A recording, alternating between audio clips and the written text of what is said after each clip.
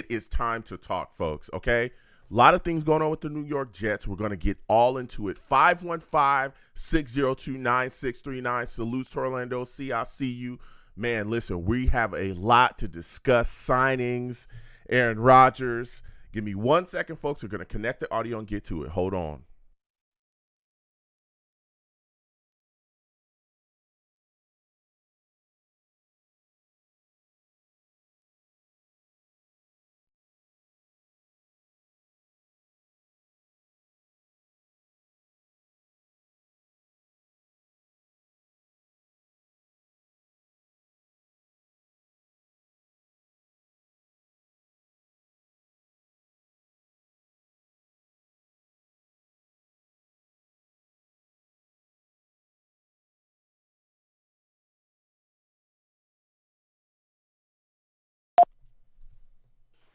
Blog Talk Radio.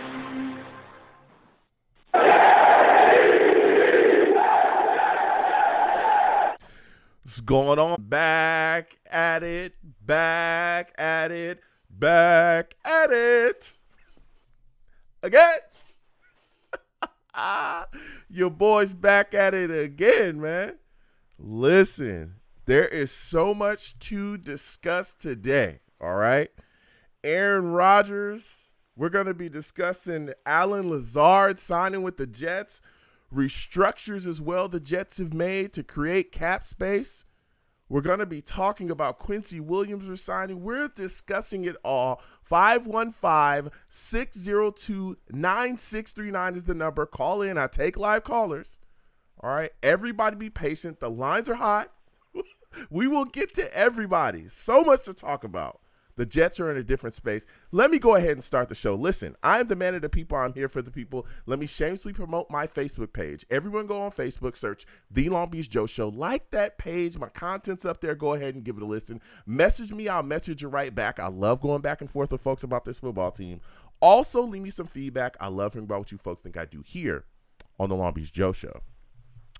For those of you that do not know, your boy's on iTunes as well. Go on over to iTunes, okay? Type in The Long Beach Joe Show. Subscribe to the podcast over there. Give me a 5-star rating and leave me some feedback. I want to thank everybody that does that. You know what I'm saying? I truly appreciate everyone that does. It means the world to me, all right? I am also on social media, Twitter. You know what I'm saying? Come on over to Twitter. Type in at The Long Beach Joe, at The Long Beach Joe on Twitter. My personal Twitter is at YoungJ000, all right? Follow your boy. Let's go back and forth. Talk to me, and I'll talk right back. And for those of you that may not know as well, that listen to me via iTunes or even on Blog Talk Radio / Long Beach Joe Show, we be live on YouTube as well.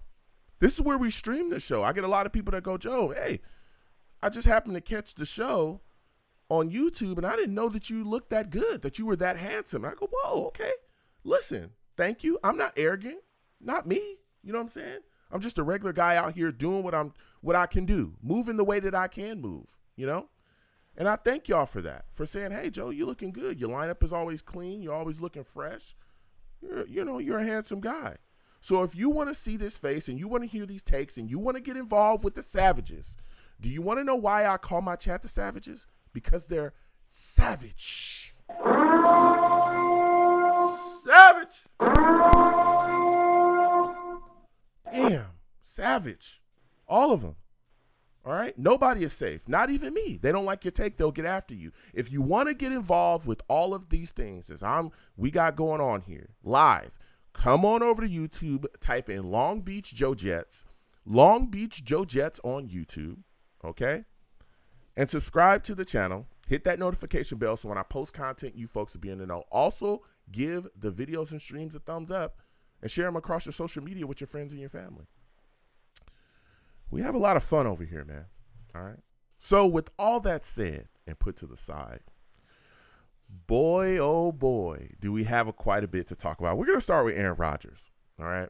Because this whole saga with Aaron Rodgers has continued on and on. Salutes again to all the Savages. Orlando C, Vibes, Venom G, salutes.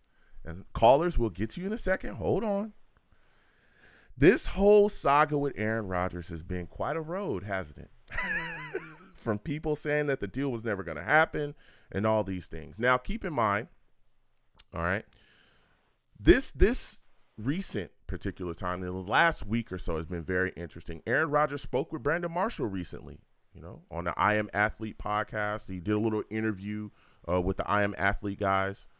And when he was speaking with Brandon Marshall, Brandon was trying to get out of him, hey, what are you doing? Tribeca, Brooklyn. He started mentioning places in New York. What are we doing, A-Rod? That's what he said. And Aaron Rodgers told him, stay tuned. It won't be long. There's a time limit on all of this. So he was just kind of inkling, hey, my decision is going to come soon. Don't worry about it. When the time's right, when there's a time limit on it, and when the time comes, I will let it be known. Okay? Then you also had Mark Murphy as well, the Packers president and CEO, come out in an interview where he was going back and forth with someone that asked him about, hey, why did you guys allow Aaron Rodgers to speak with the Jets? And he said, it's a situation where I think we wanted to help Aaron achieve what he wanted. I'm going to repeat this. I think we were trying to help Aaron Rodgers achieve what he wanted as well as the Packers. Interesting tidbit there, right?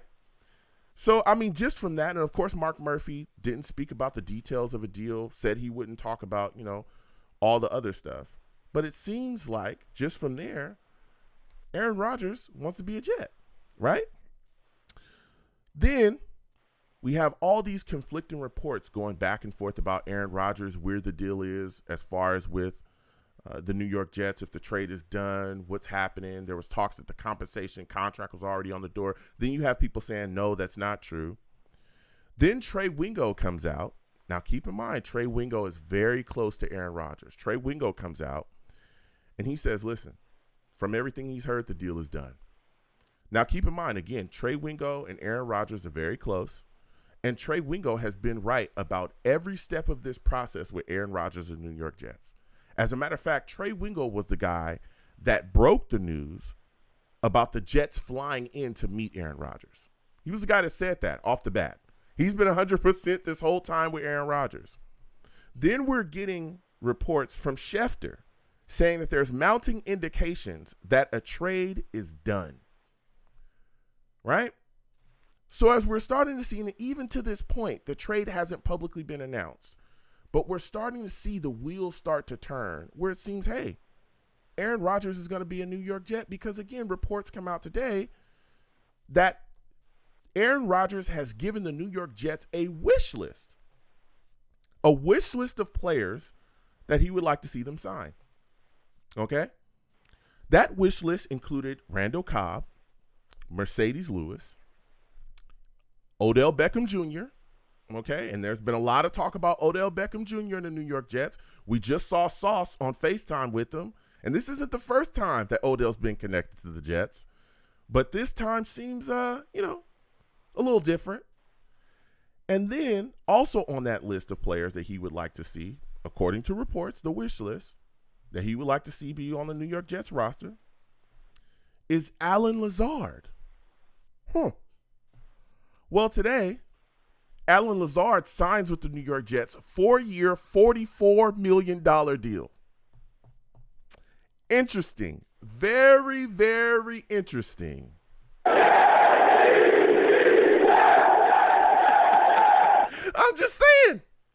I'm just saying that that's interesting. It's interesting that a guy like Allen Lazard that clearly has a relationship with Aaron Rodgers, not only Aaron Rodgers, but our offensive coordinator, Hackett, as well, Nathaniel Hackett. Nathaniel Hackett also has a relationship with Aaron Rodgers. Very interesting. It's also interesting that Allen would sign for 4 years here, right? And I would think that if Allen Lazard didn't know that Aaron Rodgers would come here, why would he sign here? There's other teams he can go to, right? If the New York Jets weren't landing Aaron Rodgers, boy, wouldn't they be pretty suspect at quarterback? Why would you want to come to a team that has a suspect quarterback position? Right? I'm just saying. The trade's not official, right? It's not official. It's not official. But I will say that Trey Wingo, again, and I respect Trey Wingo. Trey Wingo said it's done. Alan Lazard seems to be on the squad. OBJ is on FaceTime with Sauce, and Sauce was the same guy that said, hey, once Aaron Rodgers is locked in, there'll be package deals everywhere. There'll be players that want to come here from all over. Huh. That's interesting. And then you also see that there's a lot of, people that normally get news about their situations, these type of situations, that seem to be pretty frustrated that they're not in the loop. And it seems like only certain people that are close to Aaron Rodgers seem to be on spot about a lot of things that are going on with it. All right. Now, keep in mind, tomorrow, I believe, at 1 p.m. Eastern, Aaron Rodgers will be speaking with Pat McAfee on the Pat McAfee Show. I believe that's 1 p.m. Eastern. And I'm pretty sure we're going to, hear some interesting things from him. But to me, in my mind, right, just a person that's processing and assessing this whole situation, it would look to me like there is a deal in place. And it would look to me like Aaron Rodgers is a Jet. And again, this hasn't been made official. I'm just saying, as an innocent bystander, it's a very interesting situation. 515-602-9639. 515-602-9639 is the number. Call in. I'm not going to go on forever. We're also going to speak about the New York Jets restructuring contracts as well. They have restructured cornerback DJ Reed, Laken Tomlinson, one of our guards, Conklin, and John Franklin Myers. Now, with just Reed, Tomlinson, and Conklin, that created about $15.2 million of cap space for the New York Jets, which was big. And Joe Douglas talked about this. He talked about having the ability to create massive amounts of cap space, if necessary, to handle business the way they wanted to handle business free agency.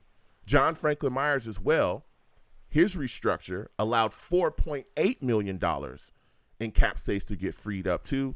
Keep in mind, CJ Uzama also restructured recently to get his cap number down from $10.3 million to $6.7 million. The Jets also cut Berrios to save $5 million as well. The Jets have well over $20 million in cap space. And this was before the Alan Lazard signing. Very, very interesting. It's just interesting. I know that the New York Jets have also contacted C.J. Mosley as well to restructure his situation. And that starts to bring up questions about guys on this roster, questions about contract stuff, questions about, all these things moving and shaking, especially with Alan Lazard now being in the building, right? Being a New York Jet, he's been signed today. You would think that Corey Davis would be out, right? He's probably going to get cut because basically what Alan Lazard is a better version of Corey Davis. He's a guy that is extremely talented, big body, 6'5" guy, can go up and get it. He's going to be a target in the red zone. He's going to be what Corey Davis should be in this offense, but he's not going to get hurt as much, and he's not going to drop as many footballs. So we'll see what happens with Corey Davis unless he is part of a trade, right? That's possible. He could be part of a trade. But otherwise, I would think that Corey Davis is probably going to get released and save the New York Jets $10.5 million. Also, it looks like the Jets are probably going to restructure C.J. Mosley. He's on the cap for $21.5 million. We'll see what happens going forward with that. The New York Jets will probably extend Carl Lawson to bring his cap number down. Jordan Whitehead is another guy that could be on that chopping block. Okay? We just traded for Clark, so we'll see what happens going forward with that. He could save the Jets quite a bit of money as well. So we're going to see what happens going forward. The Jets are definitely moving, getting cap space, pulling things together. And I think that this is all in efforts to grab as many of these guys that want to come in if this deal is done with Aaron Rodgers. Okay? It hasn't been officially reported, but all indicators seem to look like it's going to be done. What's going to be interesting, though, if the deal gets done with Aaron Rodgers, is how long he's going to be here, right? I would think 2 years would probably be the mark. 2 years, maybe 3. We'll see. There was a lot of talk that he would only be here for 1 year. We will see. But we got to see if that deal gets done. Also, Quincy Williams was re-signed as well. 3 years, $18 million deal. It includes $9 million in guarantees and could be worth up to $21 million. This was a great re-signing by Joe Douglas. Great re-signing. This was a guy that was brought in late after a cap cut by the Jags.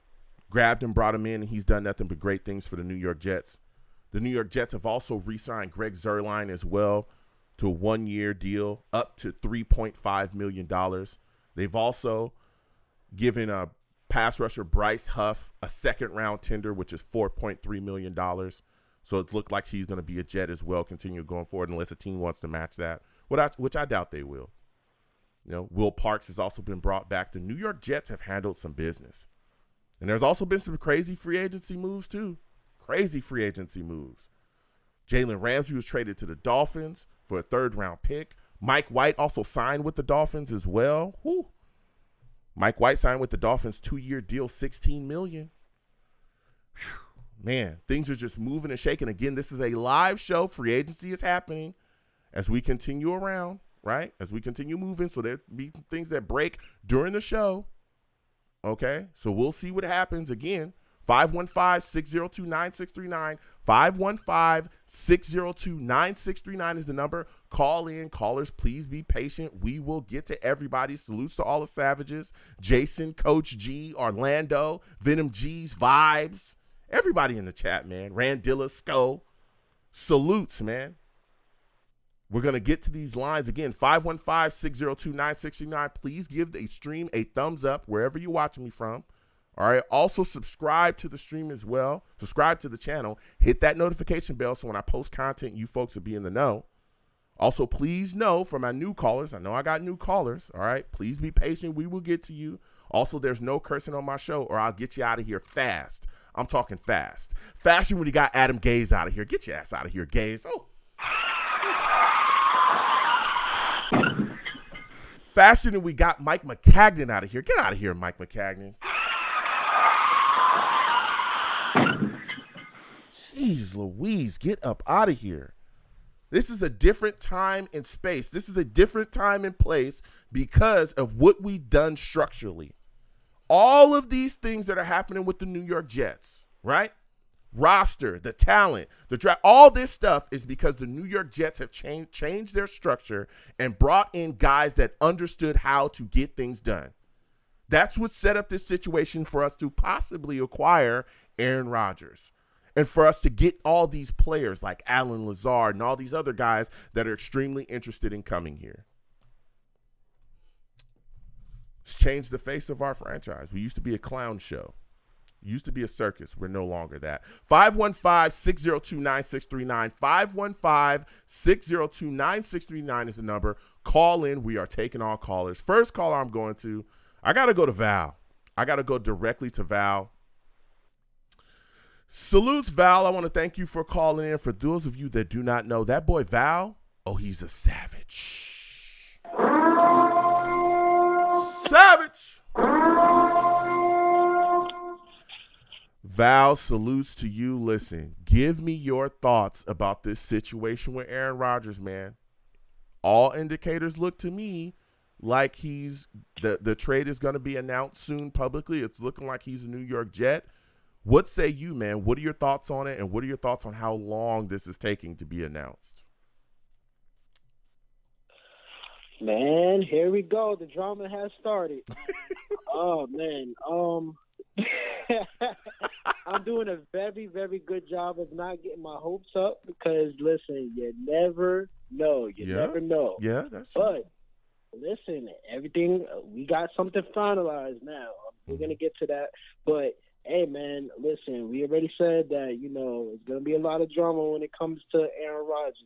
He's for sure showing that right now. He got a wish list and everything. So it's a whole bunch of packages that is coming. So, we finally got something resolved now. So let's see what's going down the line. But hey, man, I'm just waiting to see what's the news because everybody's sitting here waiting for it. Everybody was putting out false information, but you just don't know with Aaron Rodgers. I'm just hoping he doesn't retire. You know what I'm saying? Like, and then we are all hyped up about this, but listen, the team, everybody's restructuring their deals. Everybody, like, everything is going on between money-wise, and everybody restructuring their contract.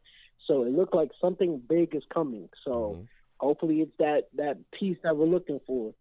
Yeah, listen, and I hear you, Val, but here's the deal. And again, it's not official, and I've made sure to say that a bunch of times so that people, oh, Joe, it's not. Listen, it's not official yet. But I will say this, Val, right? Because you know how people go, oh, Joe, it's not official, blah, blah, blah, blah, blah, blah, right? Now,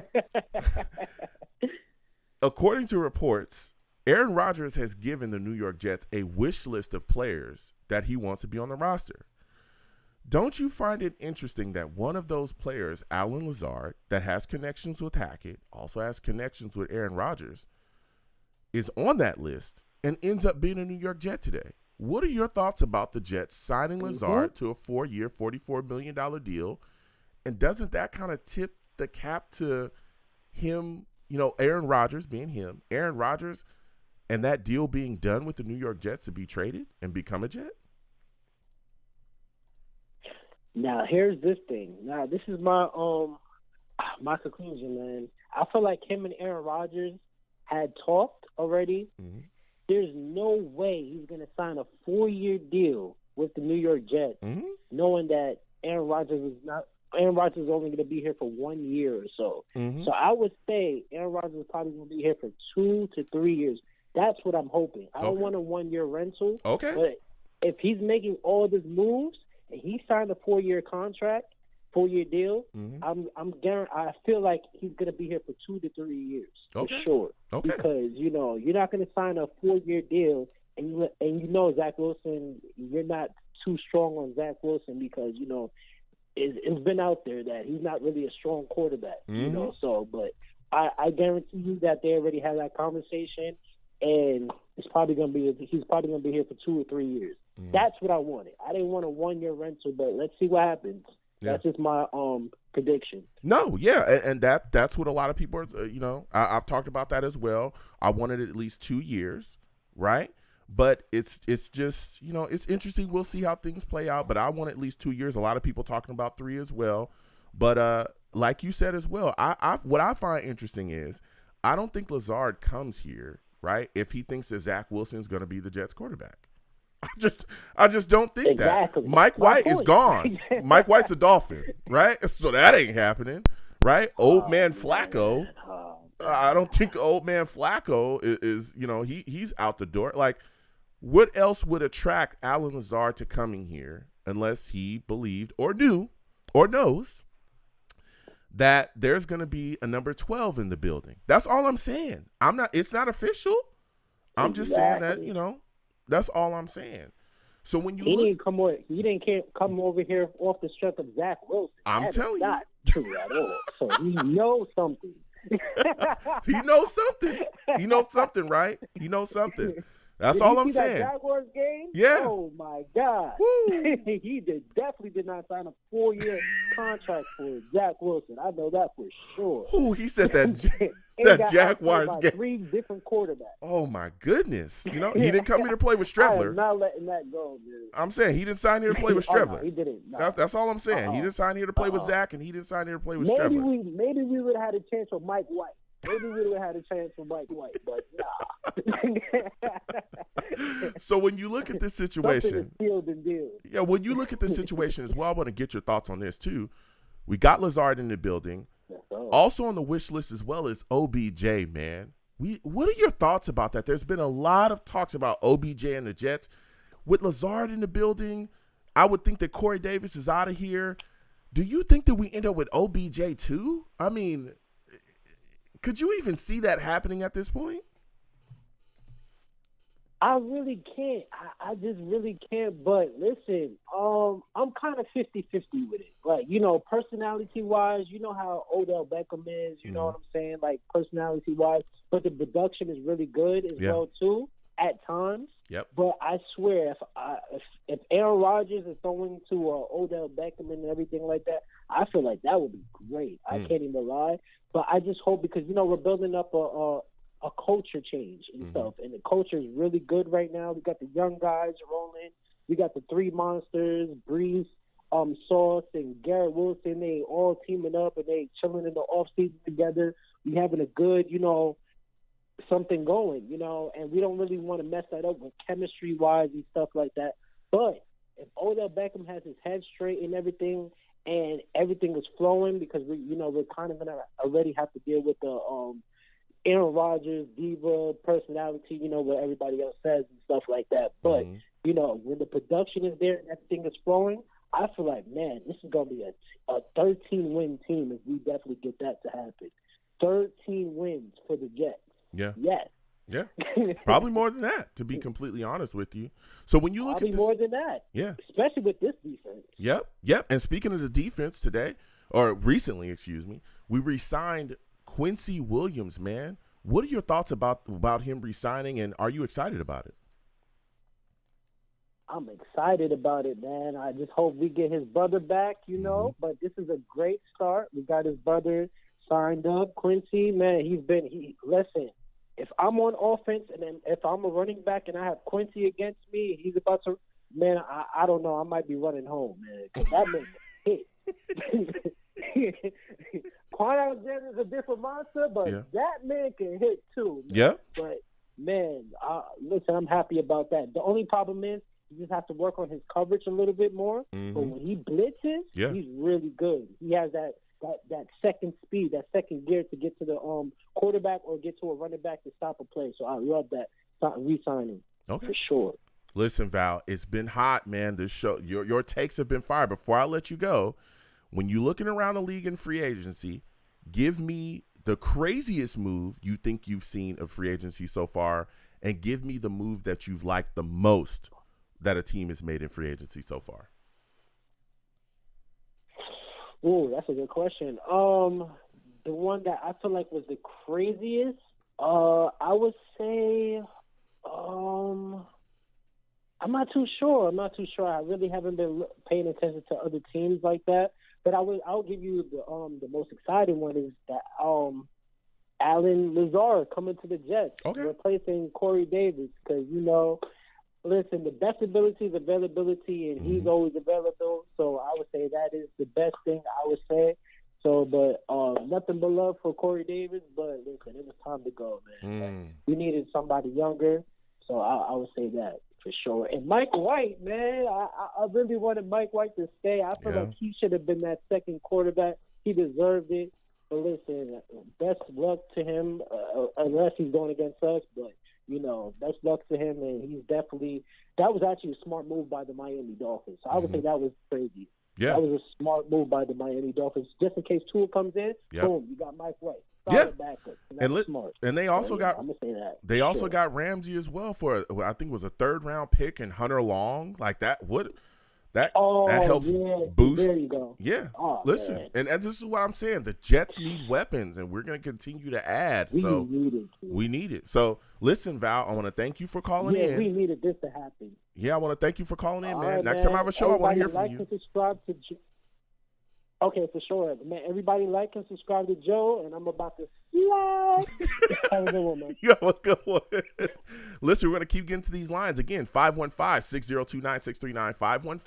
515-602-9639 is the number. Call in. We're taking all callers. Again, when you call in, please be patient. We'll get to everybody. Don't call in and hang up. Call in and hang up. When you call in, I can see you. For my new callers, just be patient on lines. We'll get to everybody. My hold times are not long. Salutes to all the savages in the chat. Continue to throw your questions and messages in there. Get your thoughts out there, because I'll come to y'all like I'm about to do right now. There's a lot of people in the chat, a lot of savages talking about the Jets offensive line. Arizona Jet, Vibes, everybody else in there. I see y'all talking about the Jets line. Listen, the New York Jets don't have to fix their line in free agency. They can draft young guys. Of course, you can find little free agents out there. There's guys that are out there. You know, there's talks about Glasgow as well, possibly coming to the New York Jets. But guess what? The New York Jets also have picks that they can help move them around and bring guys in to help the New York Jets offensive line. There's a lot of talk about Paris Johnson. Again, this depends on what the New York Jets give up for Aaron Rodgers. But if you know Joe Douglas, the way I know Joe Douglas, he's not going to get fleeced. He's still going to have capital in this upcoming draft. So we can utilize the draft to fill a lot of those holes in. And again, paying offensive linemen, particularly top tier guys, you're going to pay out your nose in free agency. So the way that you want to fix your offensive line and also kind of your pass rushing situation as well, players at impact positions in general, you want to make sure that you try to do that through the draft. And Joe Douglas has been able to grab some guys in the draft as well that has come in and really helped bolster our offensive line. AVT is one of those guys, right? We're going to see Becton come back this year. That's a Joe Douglas pick too. So I think that that's where they're probably going to focus more of their efforts to help fix the Jets offensive line so that Aaron Rodgers isn't getting crushed like we saw Mike White get crushed this year. We're getting back to the lines. 515-602-9639. 515-602-9639 is the number. Call in. We are taking all callers. Next, I'm going to my guy, Chris. Dwayne, other callers, hold on a second. We'll get to y'all in a second. We're going to Chris, okay? Salutes to you, Chris. We missed you last time. I wanted to talk to you about this. I know you've got some takes. For those of y'all that don't know Chris, he's a savage. Savage. Chris, listen, man. There's a lot of talk, a lot of things going on. New York Jets signed Alan Lazard, today, 4-year, $44 million deal. What are your thoughts about that, man? Well, Allen, he's a good player. He definitely is a good blocker. Definitely, he's definitely what Corey Davis should be, as a player. But he's available more, and he catches the ball a lot more. Mm-hmm. So for a receiver, I think that was a good move. I think it was a good move to bring him in. So, I think it was a great move to bring him in. Yeah, I thought it was a wonderful move as well. Now, when you look at this situation, right, we're all patiently waiting for the official announcement that Aaron Rodgers is a New York Jet, right? We're waiting for the trade to happen. We're waiting to see the capital, what the Jets give up. But there seems to be a lot of things shaking out in the tea leaves here that seems like this deal is done. We got Trey Wingo saying the deal's done. We got, according to reports, Aaron Rodgers giving the Jets a wish list of players that he would like to see here if, he becomes a New York Jet. One of them, the Jets magically signed today. Randall Cobb, Mercedes Lewis is out there, Odell Beckham. What are your thoughts about this situation with Aaron Rodgers, and why do you think that this is being dragged on? It's taking so long to officially be announced, man. Because I've said to the Jet fans in the chat, he's a prima donna Rodgers, and I gave him that name for a reason.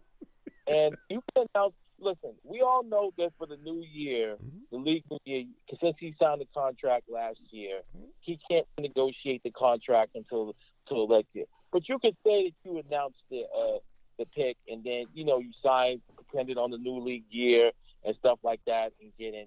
He just wants to make sure that the Jets make the proper moves and to get in and get his guys in the building.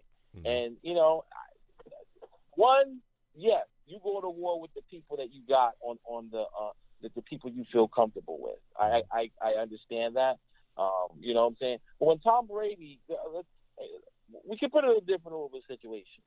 So when Tom Brady went to the Buccaneers, he made sure that he was in. He was making sure he was calling. He was recruiting players. Mm-hmm. He was in the building to make sure that he was. It's just kind of Aaron Rodgers is sitting there. Well, everybody's gonna wait on me, and I'm sitting back and waiting on this thing. And it can work for a while. You know what I'm saying, in New York, but there's a Wolves out in New York, man. They don't. That's a little bit of no disrespect, but that's a little bit of a Cali thing. We got people in here in New York. They don't care. They'll be like, it gets contentious, the relationship, if you try to be like that. You know what I'm saying? He got to understand. He got to understand where he at. He understand what kind of fan base he coming to, because they're not going to expect, like, when he says, "Oh, this and that," because he can come on very arrogant, and people around here, they ain't going to have none of that. No, listen, no. I don't believe that. And here's why I don't believe that. Is because if you're winning, people will deal with that. And I don't think that he's necessarily, like, unbelievably arrogant. There have been guys that listen, Jamal Adams literally dumped on this fan base on his way out the door, and people were begging him to come back here. They were begging him to choose the Jets. He publicly told people, he publicly sat there and talked to a Cowboys fan and told him he was trying to be a Cowboys player, and there were Jets fans literally saying, "Please don't do it, Jamal. Please stay a Jet." Right. Okay? So, like, all this, like, look, I get it, okay? It is New York. This is a tough market or whatever, but listen, Aaron Rodgers is built for this, one. Two, I don't think that Aaron Rodgers is some arrogant guy that players don't want to be around, because if they didn't want to be around a guy like Aaron Rodgers, then guess what? I don't think Alan Lazard would have signed here. I don't think he would have at all. Right? I believe that Alan Lazard knows something. He knows something about Aaron Rodgers possibly want to be here. And you also have guys like Sauce also talking about package deals everywhere. If Aaron Rodgers was such a bad guy, right, the guy, the arrogance and all that other stuff, why would so many New York Jets players be vying for him to come in here? Players know other players around the league. They know, how guys tick, how guys move, how guys act. It's talked about all the time. Listen, you wouldn't have Mekhi Becton and Breece Hall and Garrett Wilson and Sauce coming out for him. That is not true. If you're getting it done, if you're putting it together, if you're the legend you have the status that Aaron Rodgers has, if you're as legendary as he is, he's literally one of the best quarterbacks to ever have played in the NFL already. Right. That's a fact. When you have what he has, it's said and done. Listen, you can talk about New York. You can talk about all the bravado and attitude. If you're not winning in New York, you're nothing. Same way here on the West Coast. You're right. If you're not winning, you're nothing. Okay? God, we want winners. I get it. But so that's it. Go ahead. But you got to understand what I'm saying. What I'm saying is like this. Okay? Let me give you an example. Okay? When San Antonio Holmes came in here, and he's not from, at the end, they just wanted to get him up out of here. You know what I'm saying? Santonio Holmes is a nut job, though. That's not the – first off, Santonio Holmes, and I don't mean to cut you off. Santonio Holmes and Aaron Rodgers is not on the same way. You cannot even compare those two guys. Santonio Holmes was doing a lot of things that are detrimental to the team. That is not what Aaron Rodgers is going to do. And he hasn't done that in his career. Right. I agree with that. Yeah, I agree with that. He hasn't done the things that Santonio Holmes has done at all. So we can't even compare the two. Right. But here's the deal. Aaron Rodgers is going to come in here and demand that guys do what they need to do. Demand that you put yourself in the best position to win. He's going to demand the best out of guys. Yeah, he's going to demand. He's going to demand that. Yeah, exactly. He's going to demand that these guys come on and do what they're supposed to do. He's not going to accept anything, and that's what you get with a Hall of Fame quarterback like Brady and all these guys. They're not going to take you coming in there slacking and everything. So that's good for the team that they come in and they know as soon as Aaron Rodgers step on the field that it's all about business.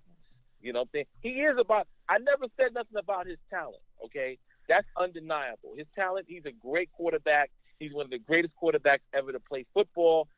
I can't take that away from him. You know what I'm saying? And I think that the Green Bay Packers not drafting wide receivers and putting the necessary weapons around maybe the kind of things that he's doing now.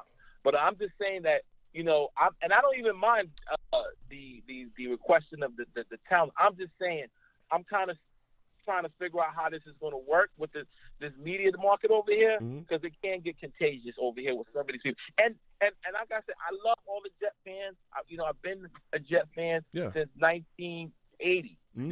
But we can get crazy. We can get crazy. We won't get crazy. Really crazy. Yeah, but we won't get crazy if we're winning. Yeah. You know why we get crazy? We get crazy because we're losers. I agree. Yeah, I agree. That's why. That's why in the past it's always been it's time to get crazy because we have time to do that because we're losing. Because we're out of contention for the playoffs early. By what season starts in September, by October we know we're done. November we know we're done. I know. We're already talking about the draft halfway into the season because usually we're out of it. we won't get crazy if we're getting W's. It's going to be crazy. We're going to start getting crazy on other people. That's what's going to start happening. We're going to start riding on other people. We're going to go into places now that a lot of people say that we should be afraid of, and we're going to be blowing teams out. That's what's going to get crazy. So I agree with that. I get it. I hear what you're saying. But if you're not winning in New York, yeah, they're going to have a problem with you. But bringing in Aaron Rodgers along with a lot of these other guys that I believe Aaron Rodgers will attract. We've already seen Lazard sign. There's talks about OBJ. There's talks about package deal. Sauce said it himself. Yeah, you got to get him. We right? Gotta get OBJ. Right. So, give me your thoughts. I want to get your thoughts about that. But just to finish up, that is what's going to bring the New York Jets to where they need to be. Okay, so but give me your thoughts about OBJ, man, because there's a lot of talk about OBJ to the Jets. Do you see that happening, even with Lazard and all the guys we already have here? Yes, I do see it happening. Odell Beckham, even though there's talk about going to other teams, Odell Beckham knows what it's like to play with Hall of Fame quarterback or a good quarterback. One of the problems that he's teetering on the Hall of Fame, you know what I'm saying, is yardage and stuff like that.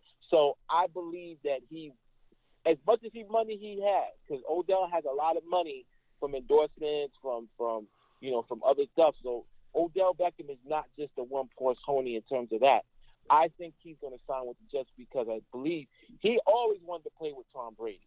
If he don't get a chance to play with Tom Brady, he wants to play with Aaron Rodgers. And the only reason he didn't play with Tom Brady, and it sucks for the Tampa Bay fans, is that AB was there, and that AB went crazy on the Jets field.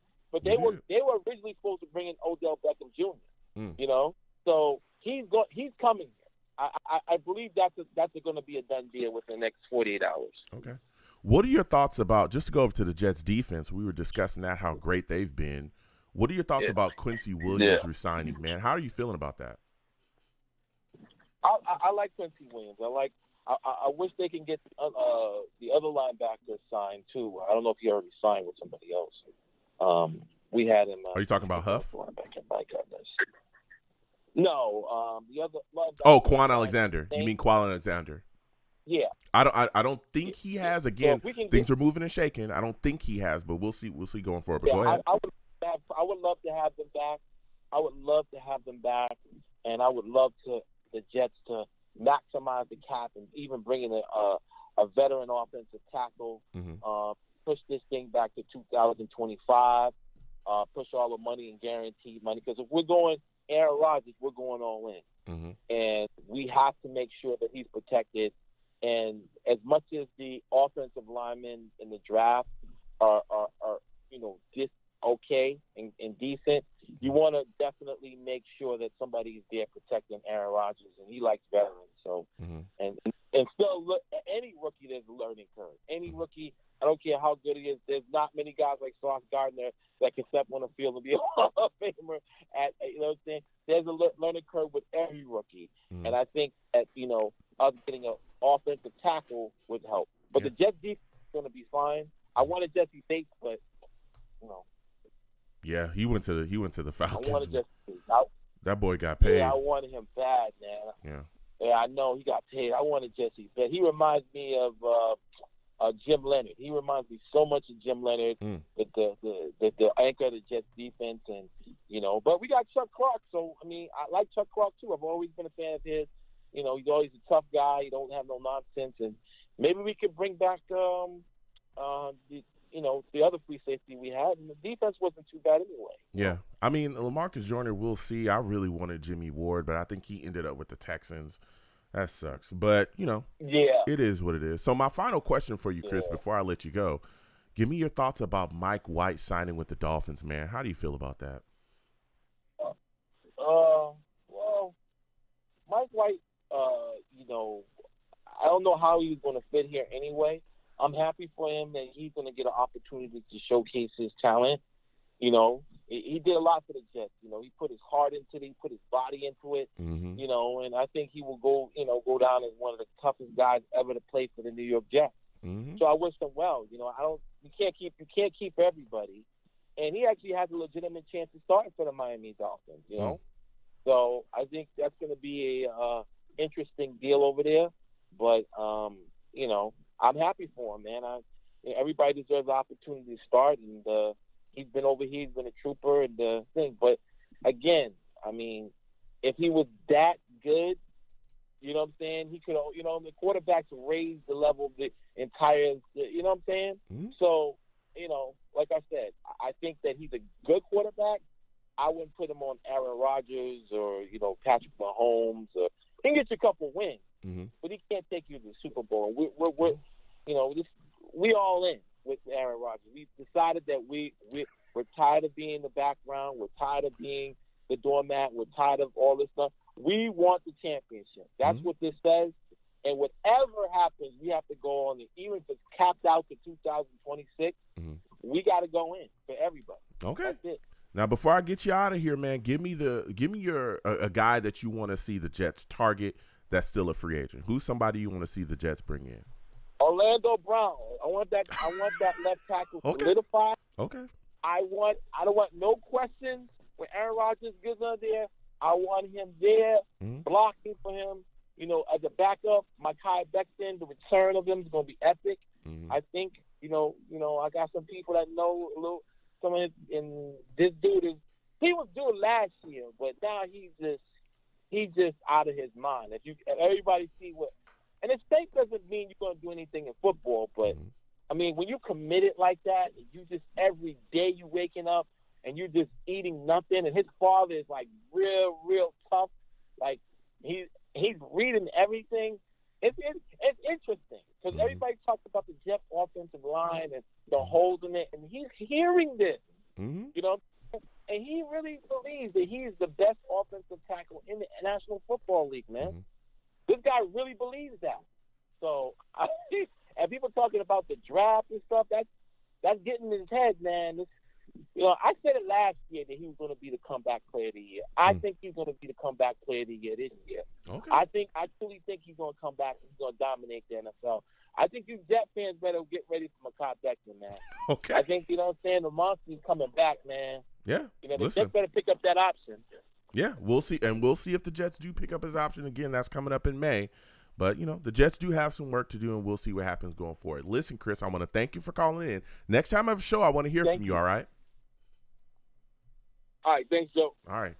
Listen, we're going to keep getting to these lines. Salutes to everybody, the Savages. Dwayne will come to you in a second. Other callers as well. Hold on. Again, 515-602-9639. 515-602-9639 is number. Call in. I'm taking all callers. Listen, I'm going to come to the Savages really quickly, and there's a lot of people talking in the chat. Arizona Jet, other guys as well. Hawkeye talking about the Jets' offensive line.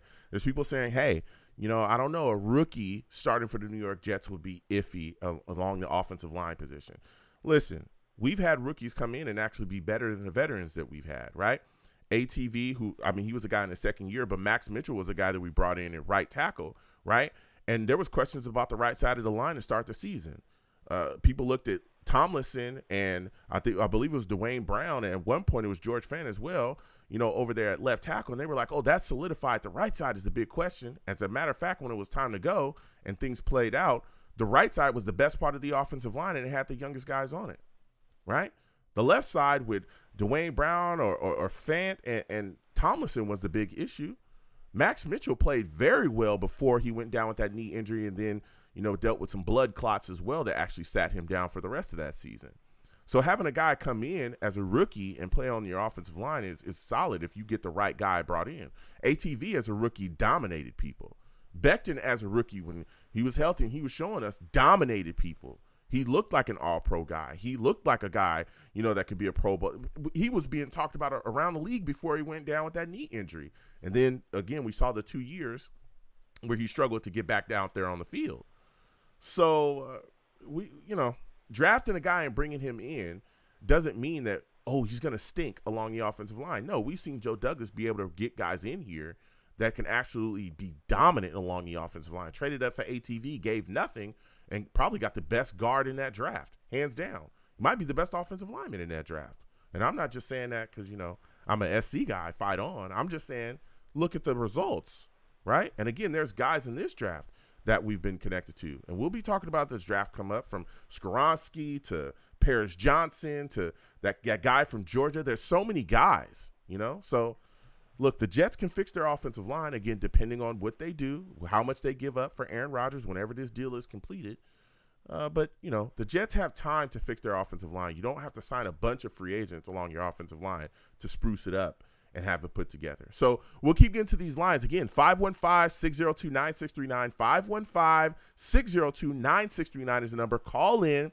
I'm taking all callers. Salutes to all the Savages, Randilla, Sergeant CVO, Vibes, Arizona Jet, Hawkeye, Orlando, Mizzo 9, just everybody in the chat. Val, Venom. Salutes to everybody. We're going to keep getting to these lines again. 515-602-9639. 515-602-9639 is the number. Please give the stream a thumbs up. Subscribe to the channel if you haven't already and hit that notification bell.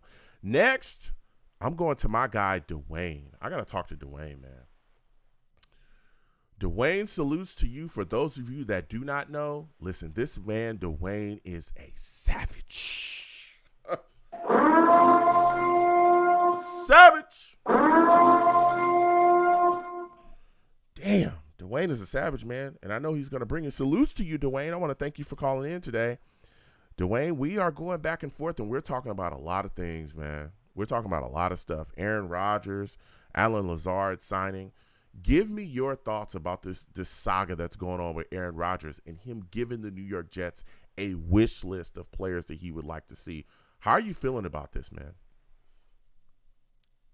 Man, I told you this guy's playing Call of Duty, man. We just gotta wait, make sure this guy finishes.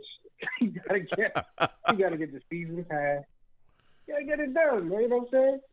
Yeah. So I wish you could do sound bites and all that stuff, or we could even find the video. But a couple of weeks ago, I told you this exactly thing was gonna happen. Mm-hmm. So we're not getting Derek Carr, we're not getting Jimmy G.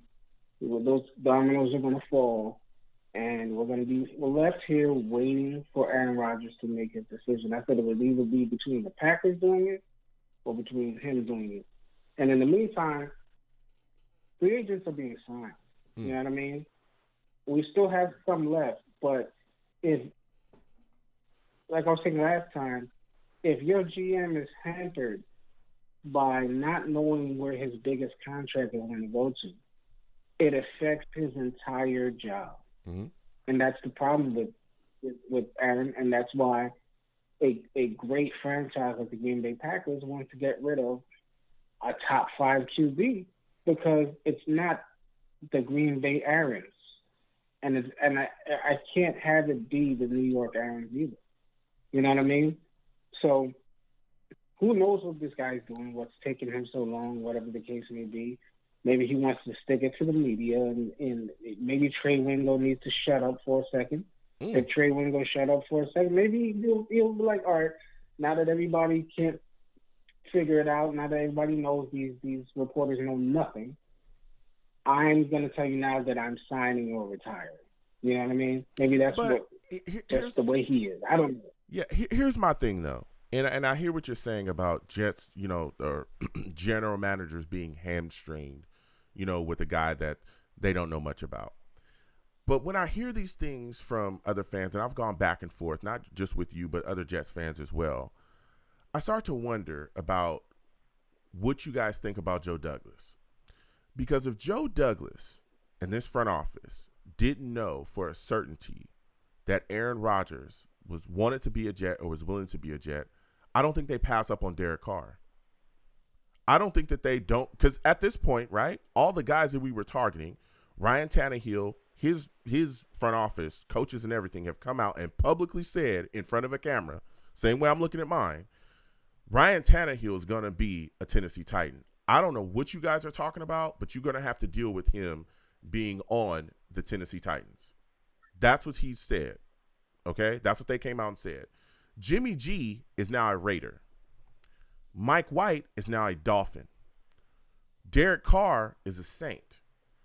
Why would they completely roll the dice with Aaron Rodgers unless they had something in place already and know that he's going to be a Jet? Joe Douglas has never gambled like that since he's been here. Ever. He's never gambled. Nothing like that. No smart general manager of the ilk of Joe Douglas would do anything like that. Because the only alternative that you would have, right, if you let all of that happen, the only alternative that you would have is Zach Wilson. And we all know he ain't going to get it done because everybody in the front office has come out publicly and talked about him not being the guy as of yet. From Sulla talking about attacking the quarterback market in the offseason, Joe Douglas has made it very clear that they're looking for a quarterback this offseason. The owner has come out and publicly talked about the quarterback being the missing piece. Zach Wilson's still on the roster and was on the roster when he said it. Do you understand how damning that is? Your owner, the guy that owns the franchise, the guy that see you in the facility every day, he owns the damn facility. The guy that was there when you got drafted, the guy that was there through all these meetings and everything about you is telling you that you're not getting it done because quarterback is still the missing piece. I don't think Joe Douglas would have done all of these things, let all of this happen, as he just sat back and twiddled his thumbs. I don't think he does that. And I understand that it's not official, right? I'm still operating in that space. But why would Joe Douglas do all of that and watch all of this happen and just sit back praying to whatever that Zach or that Aaron Rodgers was going to be a Jet? I think that he knows that Aaron Rodgers is going to be a Jet. And not only do I think that he knows that Aaron Rodgers is going to be a Jet, I think some of the guys that are looking to become Jets also know that Aaron Rodgers is going to be a Jet, like Alan Lazard. Because why would Alan Lazard sign here to play with Zach Wilson? Why would he do that? Why would Odell Beckham be on the phone with Sauce Gardner? Why is there so much talk about Odell Beckham becoming a Jet? Does Odell Beckham want Zach Wilson as his quarterback? What say you? What are your thoughts on that when you talk about it from that thought process, man? Yeah, I mean, I don't think Joe Douglas is. I mean, listen. I think the Green Bay Packers have a good GM as well. Mm-hmm. And they were stuck in a very similar situation where they drafted Jordan Love. What, 4 years ago now? Yeah. They couldn't figure out what was going on with Rodgers. I don't think Joe Douglas,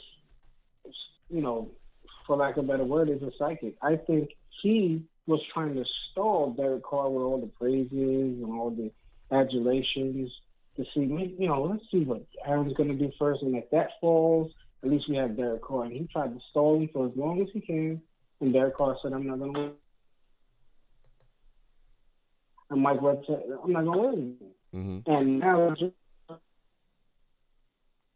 You're breaking up a little bit. You're breaking up a little bit there, Dwayne. Just has to hit okay. Go ahead. You broke up a little bit. Give me your take again. Yeah.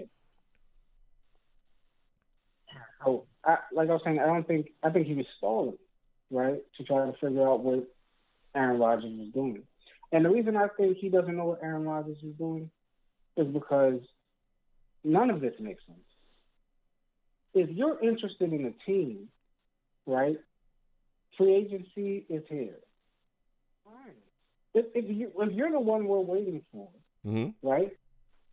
What are we waiting for? What are you trying to figure out? It doesn't seem like, no disrespect, it doesn't seem like he's the normal guy. I'm not saying he's crazy. Mm-hmm.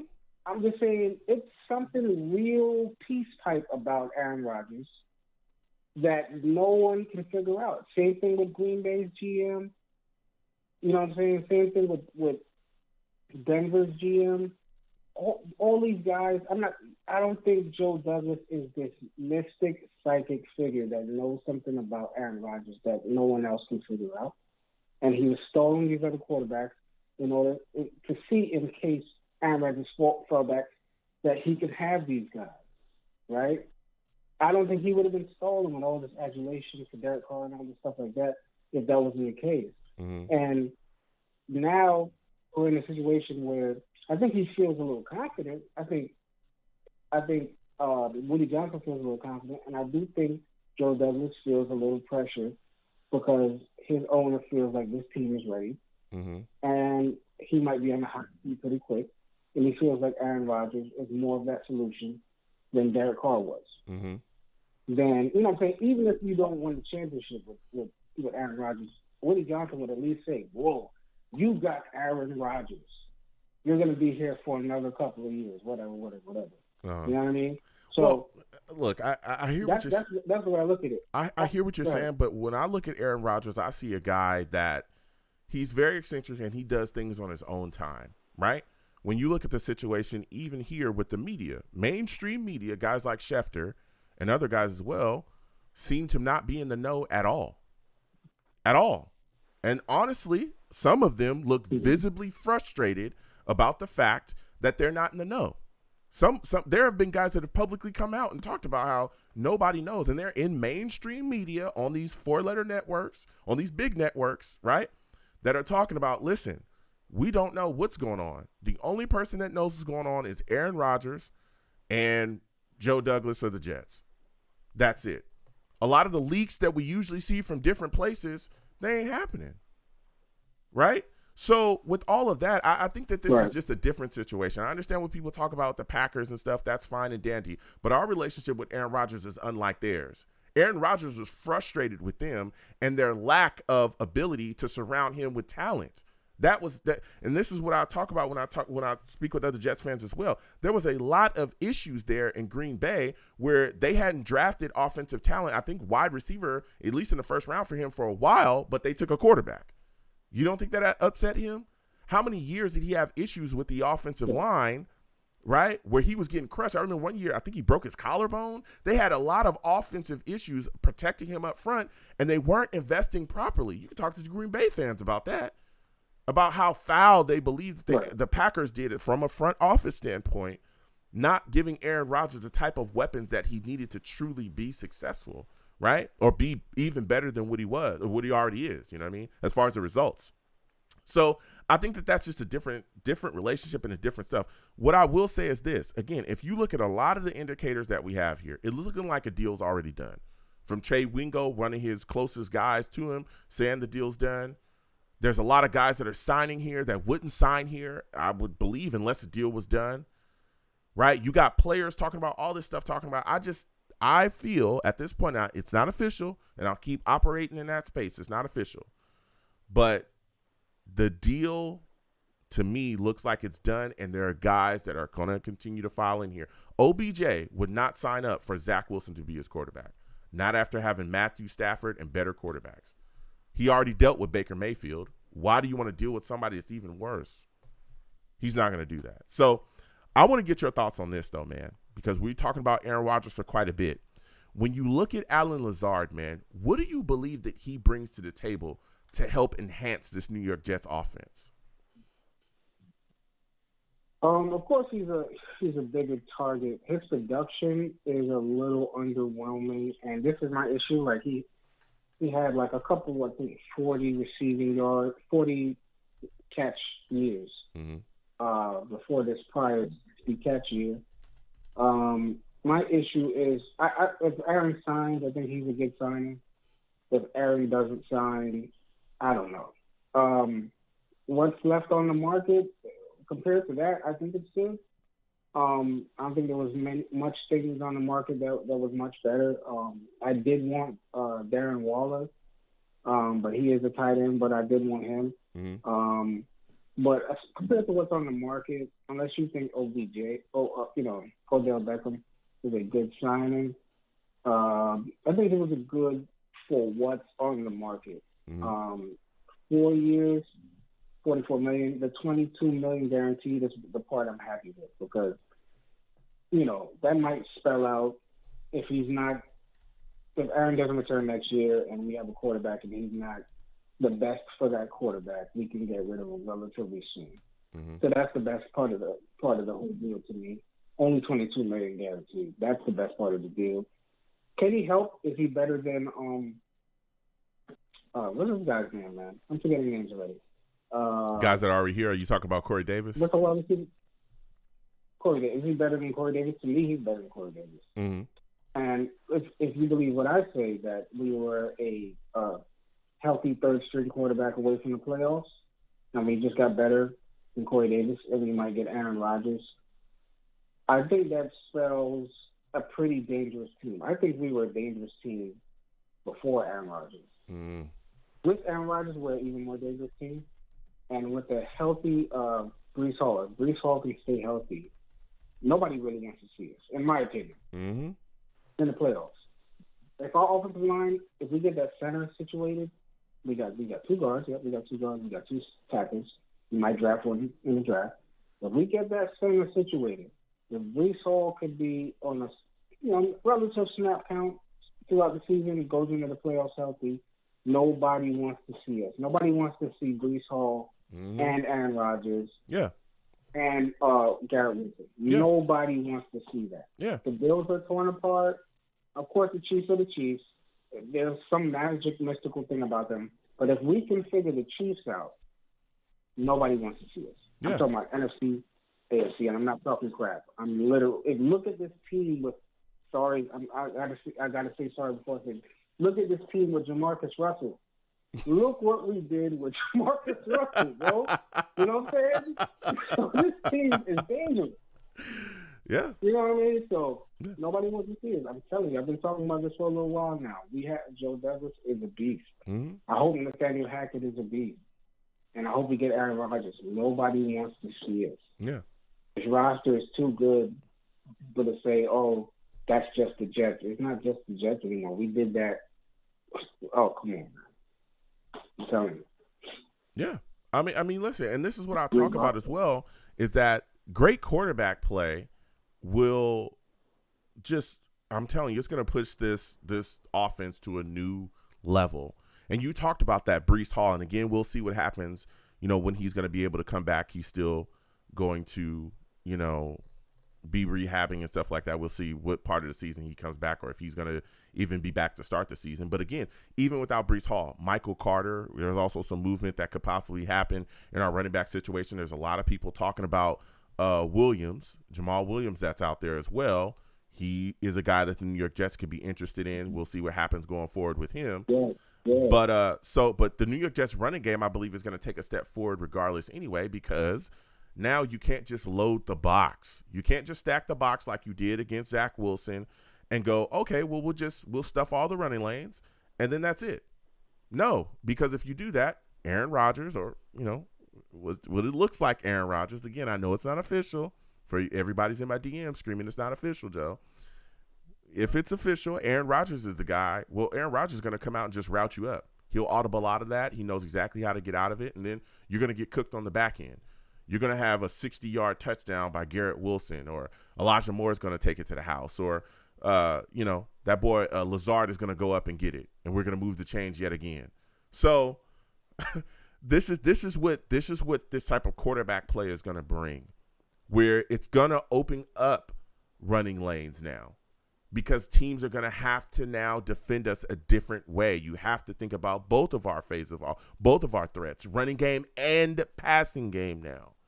So I can't wait, man. I can't wait. I know it's not official, but this is a great thing for the New York Jets. And like you said as well, our running game, man, we're going to be so physical this upcoming year, running the football back to our old ways, back to our true identity. It's going to be amazing. But I want to go to the defensive side of the ball for you, man. Quincy Williams has resigned with the New York Jets. He's got a 3-year, $18 million deal. What are your thoughts about the Jets bringing him back, man? Is this a move that you approve of? Exactly what I wanted. I didn't think it was in there, first and foremost. Quincy played so well that he's getting notoriety across the league already. I don't know if you noticed. Yeah. And then I want Quan back. And the reason I want them back is not just for their talent. Is that, I pay attention to everything in the macro. So I noticed that this defense, it takes time to learn. It's like different for most ways linebackers play defense. Yeah. Right? The way they read and react is very different. There's almost, I hate to bring up this name, but it's almost the way Jamal Adams used to read and react to defenses when he was on our team and free to do it. I don't know what happened to him in Seattle. So that's why I still want Quan back, and I'm happy Quincy is back as well. And then we just got to get Queen back. You know, I don't mind losing some defensive tackles, but I just want Quan back now. I really think Quan is necessary. Yeah, I think he is as no well. offense to our backup linebacker. That's what I mean. Yeah, I think he is as well, man. I can't wait to, I hope Quan comes back too, but there's a lot of things moving and shaking as well, and we'll see what happens. I'm hoping we grab him, but if we can't, maybe we take a guy in the draft, and maybe he's a guy that could end up starting for us as well. Now, also, we made some other re-signings too. We brought back Greg Zuerlein, man. How are you feeling about that? A lot of people get lost when we talk about special teams, especially when we talk about kicker. A lot of people get lost, and now the New York Jets finally have a guy that's going to stick around, did a solid job for us. How are you feeling about the Jets being able to bring him back on a 1-year deal up to $3.5 million? The best thing about re-upping on that kicker, man, he already been through the mental hurdles of being a New York Jet. I think being a kicker, I think part of that has something to do with it. I think it happened to Nick Folk. Remember Nick Folk was decent on the Jets? Yeah. Went to the Cowboys and became a freaking Pro Bowler. There's something about that mental hurdle. So now that this is second year, he did decent his first year. I think he was in some pressure situations last year. If I go through the games, I'm pretty sure I can find some of them. I like that. Because now we're going to be in probably some pressure situations, which it typically is with the Jets. By the time we get to the playoffs, I think he's going to be a little bit used to it. We just need that puncher. I don't know what happened to Braden Man. He was like punt god in college. I don't know what happened to that guy. So we just need a puncher. I don't know, man. I don't know. You, Braden Man was punt god in college, bro. I remember we drafted him like fifth round, right? Yeah. You don't draft punters, so I don't know what happened to that guy. You know what I'm saying? That's why I always, I know I'm not a GM, but I always say if the GM, part of your job is not just getting talent for the Jets, but getting somebody who's mentally tough. I like Aaron for that reason. Aaron is mentally tough, and part of the optimistic side of this for me is, I think Aaron is doing this to put a middle finger up to the media. I think it's a part of, you cannot control me like you've done every other New York Jet quarterback. That's part of it. Yeah. I'm going to shame you in public. I'm going to disrespect you in public. Of course, in a classy way. You know what I mean? But you can't treat me that way. I'm Aaron Rodgers. I think that's a part of what he's doing. And that's the thing. That's the optimistic side of it. I go back and forth with a lot of Jets fans. He's made it very clear his issues with the media. He's talked about it publicly. He's talked about how he doesn't like narratives that have been set by a lot of people with him within the media. He's talked about this, right? And again, when you look at the way he conducts himself, and again, he'll be on the Pat McAfee show, I believe tomorrow at 1 p.m. Eastern. Maybe we get an announcement there. We'll see. But he's made it very clear with his dealings and everything that he does that he's going to do it Aaron Rodgers' way. And he don't like the media. Right? He'll deal with it. He'll deal with you. He'll be respectful. But he has certain guys that he trusts, certain guys that he feels are in his circle, certain guys that he deals with on a level, and that's it.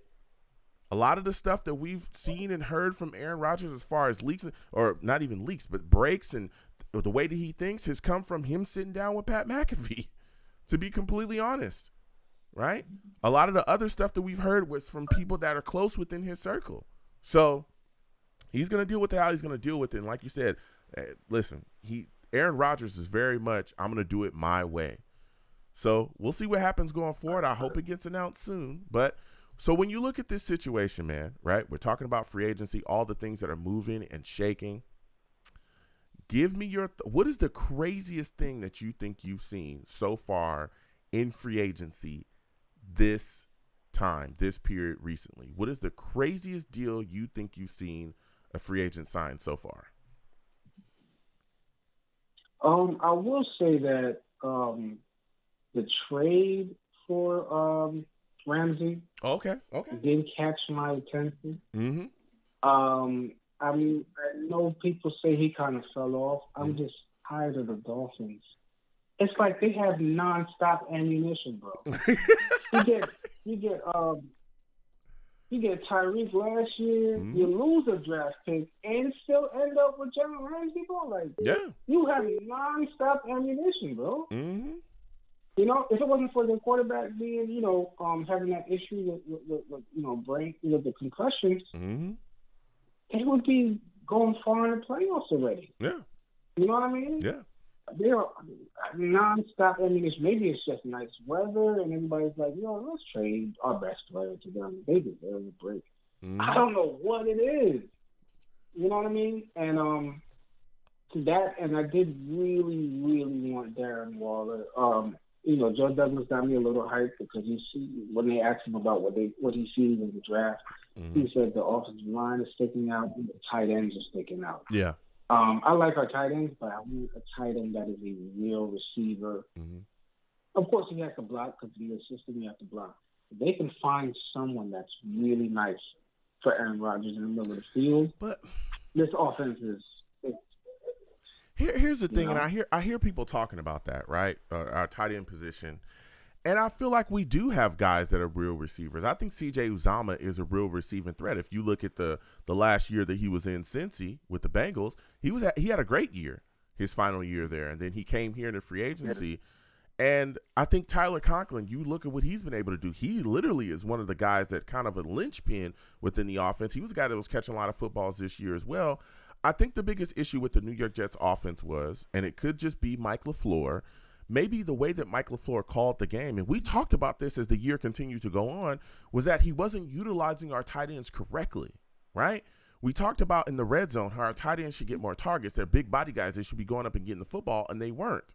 Right, C.J. Uzomah, when they finally did target him, I mean, you look at the big play that he was able to make against the Lions, right, where he was able to leak out, run a route, get open. He was wide open, actually caught a touchdown in that football game. So I think is that our usage could possibly also change with Nathaniel Hackett being here. I think our tight ends will be more of a weapon, more weaponized within this upcoming season in Nathaniel Hackett's offense than they probably were within LaFleur's offense, because I understand the tight ends are sticking out in the draft, and there's some guys that are really good, but my goodness, we got three here, and a lot of people talk about C.J. Uzomah and Tyler Conklin and completely forget we got Jeremy Ruckert, who's one of the best tight ends in the last draft, right? He was the guy that people were like, whoa, the Jets got him.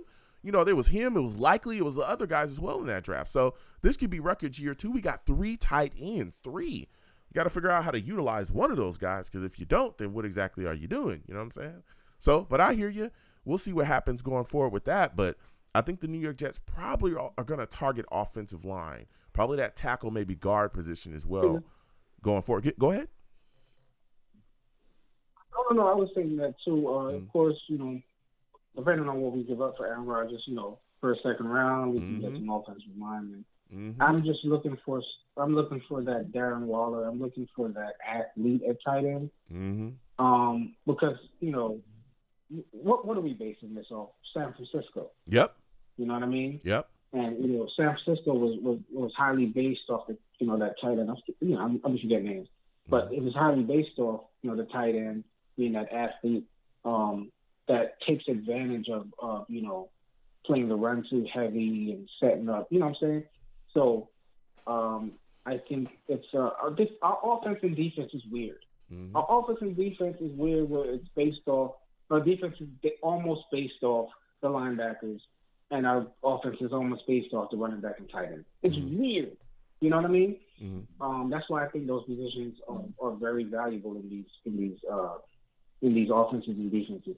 And I think if we can get that guy that plays along those lines, a great athlete that can block as well, we'll take advantage and get some easy touchdowns. Yeah. You know what I mean? Yeah. I think Ruckert could be that guy because he's not the fastest, but he's huge and fast for his size.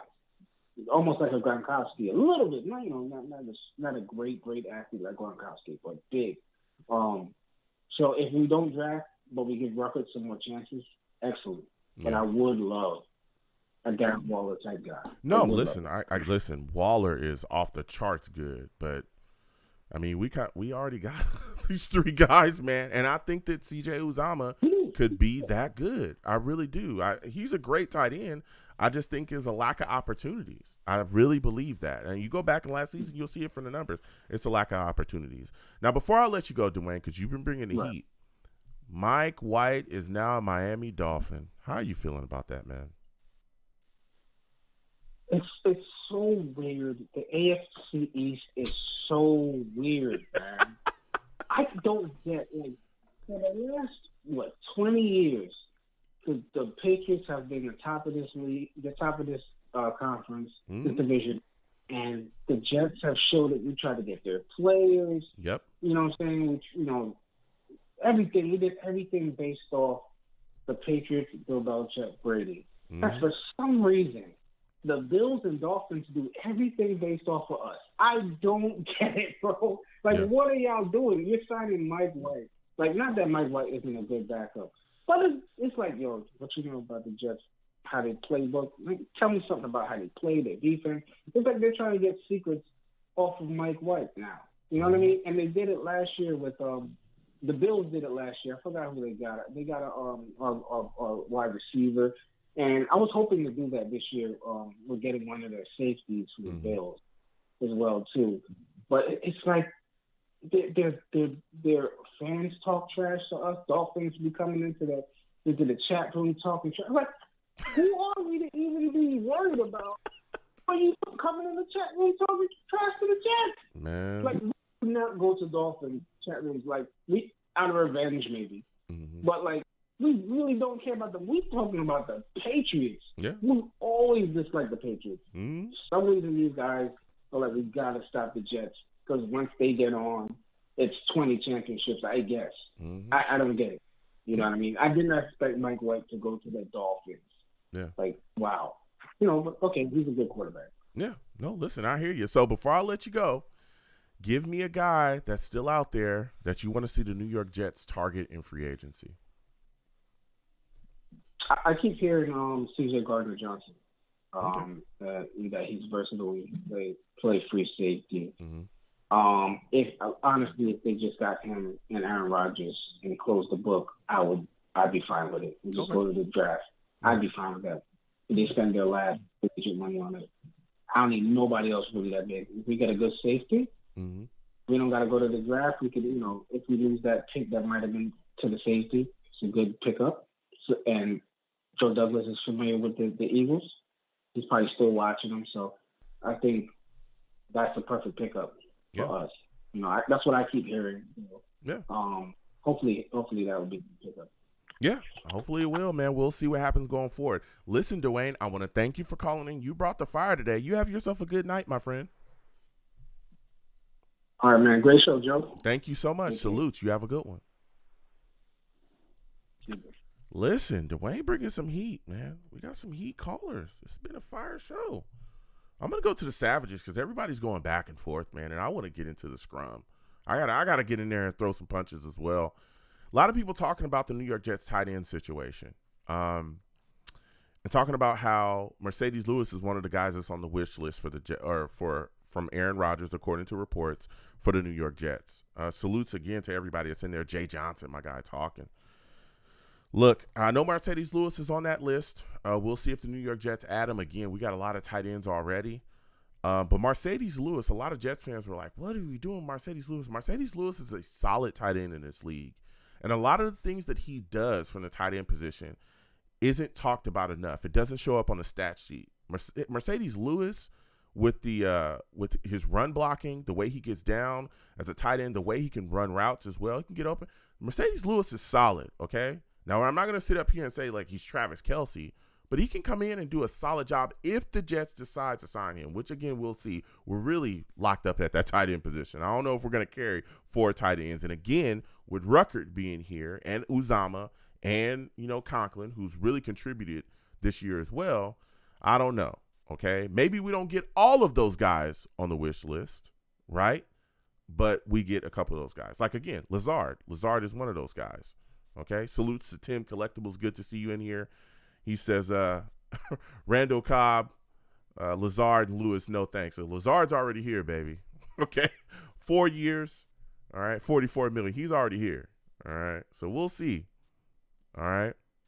We'll see what happens and if they end up with Cobb. Now, Cobb is a very interesting name to be brought here as well because, again, we have Elijah Moore. And Elijah Moore is a guy that we're hoping to really be put into a position this year within the offense. And I think that that's why Braxton Berrios, moving on from Braxton Berrios was big because, again, Mike LaFleur was constantly giving Braxton Berrios calls and plays that we all thought that Elijah Moore should be getting. So with Randall, if they decide to look at Randall Cobb, you got to wonder, how much is that going to impact Elijah Moore's snaps? You know, is he going to get pushed back into the back? Because they kind of can do the same things, right? But again, I don't think that that wish list means that all those guys have to be here on that wish list. I don't think that Joe Douglas would look at that and accept it. Because then, I mean, you're just letting Aaron Rodgers also manipulate your roster. You already got some guys here that can do all these things that, you know, you need to do. But we'll see. Again, you can still bring Cobb in and he could do his thing, but you got to wonder. You know what I'm saying? You got to wonder. All right. Now, as that, you know, we continue on, salutes to all the savages going off, going back and forth, man. You know, I love it. I love it. I know people still talking about the New York Jets offensive line. You know, again, we're going to fix that, but we've got to see, you know, what happens and shakes out going forward. Signing offensive linemen, especially the top tier guys, it's going to cost you a lot. It's going to cost you a lot, you know. Salutes to Christopher Cancel, savage in the chat. Christopher Cancel says, it's a shame we messing up the wide receiver department. We have the weapons. Why are we adding more? I don't understand that, Christopher. And salutes to you again. I understand that may be the way that you think, but here's the deal. You can never have enough weapons, okay? The New York Jets have had an abysmal offense for quite a long time, okay? And at one point, we didn't have as many weapons as we have now, right? We had Garrett Wilson. We got Garrett Wilson now. Elijah Moore, you know, Alan Lazard now. Corey Davis is probably gone. We got some guys here. And a lot of people aren't even talking about Denzel Mims, who we could really see a resurgence in his career this upcoming year within this offense and a new quarterback. So having more weapons is not the problem, okay? Getting the right guys in here to push forward and continue on and take this, help this offense ascend, that's what we need to be doing. And I believe that Joe Douglas has done that. Again, Lazard to me is a great signing. Here's a guy that's going to give you exactly what Corey Davis can give you, if not better, and he's going to be healthy and he's not going to drop footballs, which honestly makes his production better. Because of Corey Davis, and I love Corey Davis, everybody knows that. All right? When things go wrong in my life, I give him a call. But we've had discussions about all those drops, and we've also had discussions about how many times he keeps dropping footballs, okay? And the injuries, all right? So, you know, you got to look at that, man. You got to look at that. Salutes to everybody. Again, all the savages in the chat. Jose Duran, good to see you in here as well. You know, Sergeant CV also says in the chat, salutes to him, savage. He says, the window of opportunity is wide open. Bills on the decline. Dolphins have a messed up QB situation. Pats are a dumpster fire. Let's get this chip. Joe Douglas is setting himself up. He's setting himself up so that we can compete and take the division. That's what they want.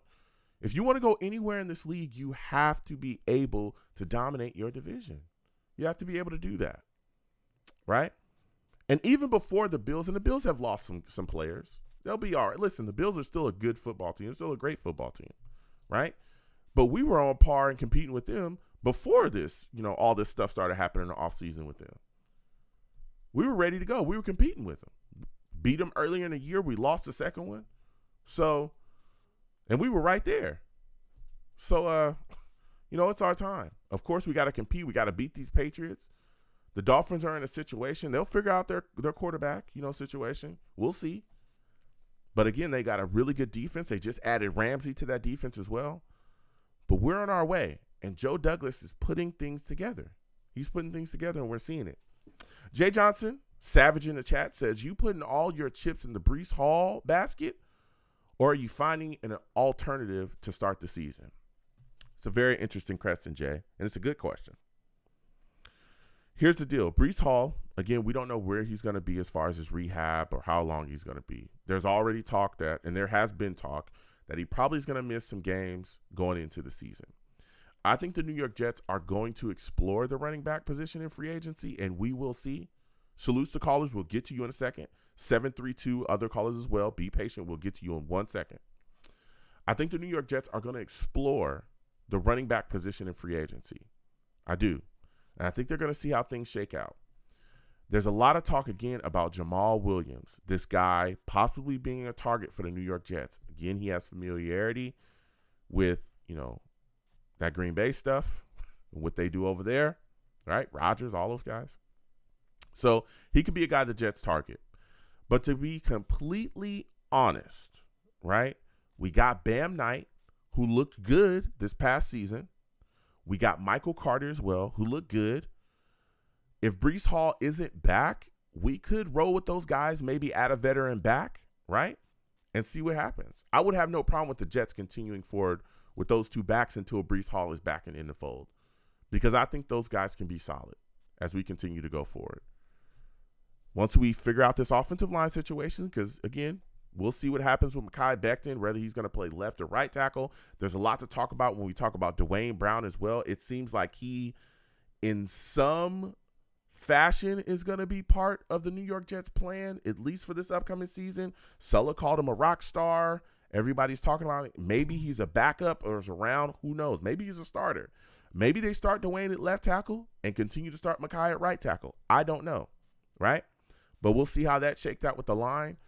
But again, I think our running game is going to return to dominance this upcoming season. And I think that, the Jets will look around and see what they can find. They're going to sniff around in free agency. But if not, Knight, Carter, we'll see what happens going forward with Ty Johnson. I think if they can, go with those guys, if they can bring back guys, that's fine. I have no issues with that whatsoever.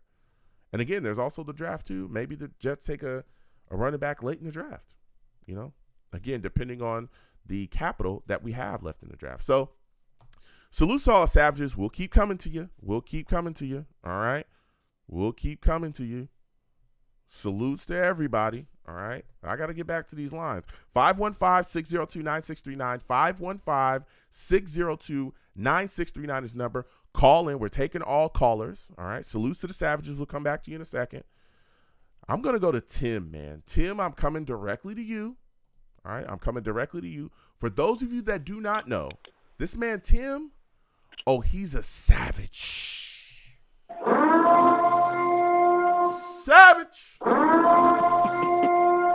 Tim's a damn savage, man. Tim, salutes to you. I want to thank you for calling in. I don't mean, we got to go back and forth. We get into the Savages. Now we're coming directly to you, man. Listen, the New York Jets going back and forth. There's a lot of talk about this Aaron Rodgers stuff, right? Deal's not official, but it looks pretty official to me. What do you think? Well, I don't think we're signing Lazard if it's not official. There's an outside chance that could happen. Lazard was one of the better free agents, and we needed a Corey Davis replacement. I think that we're going to get Rodgers. And my take on this, after watching a lot of the coverage this past week, everybody's doing, 4 or 5 hour live streams, just waiting for the news to drop. And it's become a little bit absurd, honestly. And, I don't know if other Jets fans feel this way, but I feel a certain kind of way about how this is all going down. I was initially very excited to get Rodgers, and I still am excited to get him, but I want the Jets, after 25 years of fandom, I want the Jets to win with a Jets identity. I don't want a Green Bay effing offense with Aaron Rodgers just hijacking our defense to go to the Super Bowl. I don't want that. I want to see Aaron Rodgers. Why? Well, because I think he can do it with the receivers that we have. I don't think we need Lewis. I don't think we need Lazard. I don't think we need Cobb. I think we sign Odell Beckham to replace Corey Davis, and that's it. And then we address all the other issues we need on lines, and defensive backs and whatnot. And I hear you, Tim. Listen, I'm going to tell you like this: the New York Jets have not been to the playoffs in 12 years. We haven't won a Super Bowl since the 60s, right? I am all about the hijacking. Dog, if you want to hijack and come on in here and do whatever you want to do, fine. You're going to win me a Super Bowl doing it that way? Hey, listen, you can hijack for the next 4 years if you want to. The New York Jets have tried, right? We I have got tried you. different ways, right? Listen, we drafted Zach Wilson. We brought him in here. To this point, he has not worked out. He stinks, right? If Aaron Rodgers and all these other guys have been on this team, this guy, just let's just say Aaron Rodgers and Lazard had been on the team last year, we would have been in the playoffs. Mm-hmm. We'd have been in the playoffs. I understand wanting to do it a certain way, and that's fine, but I don't care about that because we are in a window right now where this team, this defense at least, looks like a Super Bowl defense, hands down. We look like a Super Bowl defense. Yeah. This is the fourth best overall defense, and single-handedly was the reason why the New York Jets were in games all season. From the Vikings game that we lost to all those other close games, those games aren't even close if the Jets defense is not as phenomenal as it is because the offense stunk. The offense stunk. That's true. Okay? So the defense was so good. Yeah. The defense was so good this season that we had a chance to make the playoffs and lost 6 games straight and couldn't do it. Didn't score a touchdown in the last 3 games. Yeah. That's how good the defense was. And our offense was terrible. Terrible. Right? So you're just over it. You're like whatever it listen, takes, basically. I realize, just like every other Jet fan should realize, when you have a window to win, when you have a window to ascend, to step forward, you better take every last opportunity that you can to make sure you come out of that window with something. I'm going to go back to this. Do you remember those 2 years with Rex Ryan, those AFC championship runs? Oh, we were on a high, weren't we? It was exciting. Yeah, the Jets are ready to go. Yeah. We haven't made the damn playoffs since then. 12 years. And it's been miserable. From Todd Bowles to Adam Gase to Mike McCagney. We had the same issue. Yeah. We had the same issue back then, is that we didn't have a quarterback. Well, we're about to get one. We now. had a good defense. We had a game manager, but we didn't have a Super Bowl winning quarterback. Now, that's not what I'm saying, Joe. It's not that I disagree with you. No, go ahead. In any way. Yeah. But what I'm saying is, like, if you take a look at when Peyton Manning went to Denver, like, there wasn't this laundry list of guys that were required to go with him. I mean, you would think $100 million should be enough. I just don't want to see Reggie Cobb and Alan Lazard replace Garrett Wilson and Moore. Mm-hmm. But what did I say, Reggie? Yeah, you said Reggie. It's shoot. Randall. Reggie. Watch your language. Watch your language. It's a family show. Don't curse. Here's the deal. Oh, shoot. Here's the deal. It's okay. Here's the deal. I understand what you're saying, but I don't think that all of and this is just me talking. This is my opinion. Maybe Joe Douglas is going to try to find some way to fit all of those guys on the roster. But I don't think all of those guys realistically are going to be here. Especially like Mercedes Lewis, even though I like him and I think he's solid, we already got 3 tight ends. We're going to carry 4? Right. Are you going to get rid of Ruckert? Like, I don't think he's going to do that, right? And again, we're talking about Elijah Moore. I'm going to throw this out there. There's a lot of talk swirling around that Elijah Moore could possibly be part of the trade. He could be a guy that we're actually sending to Green Bay. There's been rumors. I'm not saying that's official. Don't hit my DM saying no. I'm saying that there was talk. I won't, but I could see that. There was talk, right? Sense. And again, you got to keep in mind, he was also a guy that requested a trade too. I don't want to see Elijah Moore gone. Right. But I don't think that they're going to force fit Randall Cobb on this roster either, right? And even if Cobb is on this roster, that doesn't mean that Elijah Moore has to get less snaps. Because Elijah Moore is a guy that we're hoping to get more snaps. He's unbelievably talented, but wasn't given opportunities within the offensive game plan. And I don't think it was necessarily just on Mike LaFleur. Our quarterback situation was awful too, because there was times he was wide open and nobody was finding him the football. Corey Davis is as good as gone. I love Corey Davis, but he can't stay healthy. And when he is healthy, damn it, he can't catch. You know what I'm saying? Like, these moves, I think they make sense. All that's a good point, and I think the distinction that is a good distinction to make in this conversation between you and I, in terms of how I feel versus how you feel, is that we both agree that we should do at this point whatever it takes to get Aaron Rodgers. Now, what I'm hoping as a result, let's say he does have to bring his laundry list. What I'm hoping is, like you said, that maybe we can just plant these veterans on the roster. It makes Aaron more comfortable, plug him in a couple, situations where Aaron feels it's necessary. But beyond that, just stick with the game plan with our young guys and try to, because I think Aaron is underestimating what we have here. I mean, we have a team that's sans quarterback, pretty much ready to go on a run. I don't You know, I don't know. I mean, I don't go think ahead. I mean, maybe you think we need Lazard more than I do. I don't know. Oh, I do. I didn't think that Alan Lazard was going to come here. To be completely honest, and I talked about that. I like Alan Lazard, but I just didn't think he was going to come here because I just didn't think he was going to come here. I thought he would go to another team. But I'm over the moon about Lazard signing here. But I don't think that Aaron Rodgers is underestimating what we have here, and let me tell you why. He's only requested, 4 guys, right? Mercedes Lewis, who I honestly is a solid tight end, but more like a role-playing tight end. He's not Travis Kelce. Cobb, right? He's talked about Odell Beckham Jr., which, I mean, everybody's talking about Odell Beckham Jr. Even fans talk about Odell Beckham Jr. being here. And Alan Lazard, who he signed. He didn't ask for a whole defense. If you go back and look at a lot of the interviews that he did, especially when we did a scrimmage with him, he talked about how good the New York Jets were. He's talked about our players before, Garrett Wilson, all those guys. He's talked about our defense being good. If he was underestimating, he wouldn't even be interested in being here. It's not like he asked to fix the entire defense, right? The wish list, according to reports, only got 4 guys on it. So it's like I think the wish list, and again, it's just reports, more about familiarity. But you also got to keep in mind that Nathaniel Hackett is the offensive coordinator. All those guys have familiarity with his system and what he does.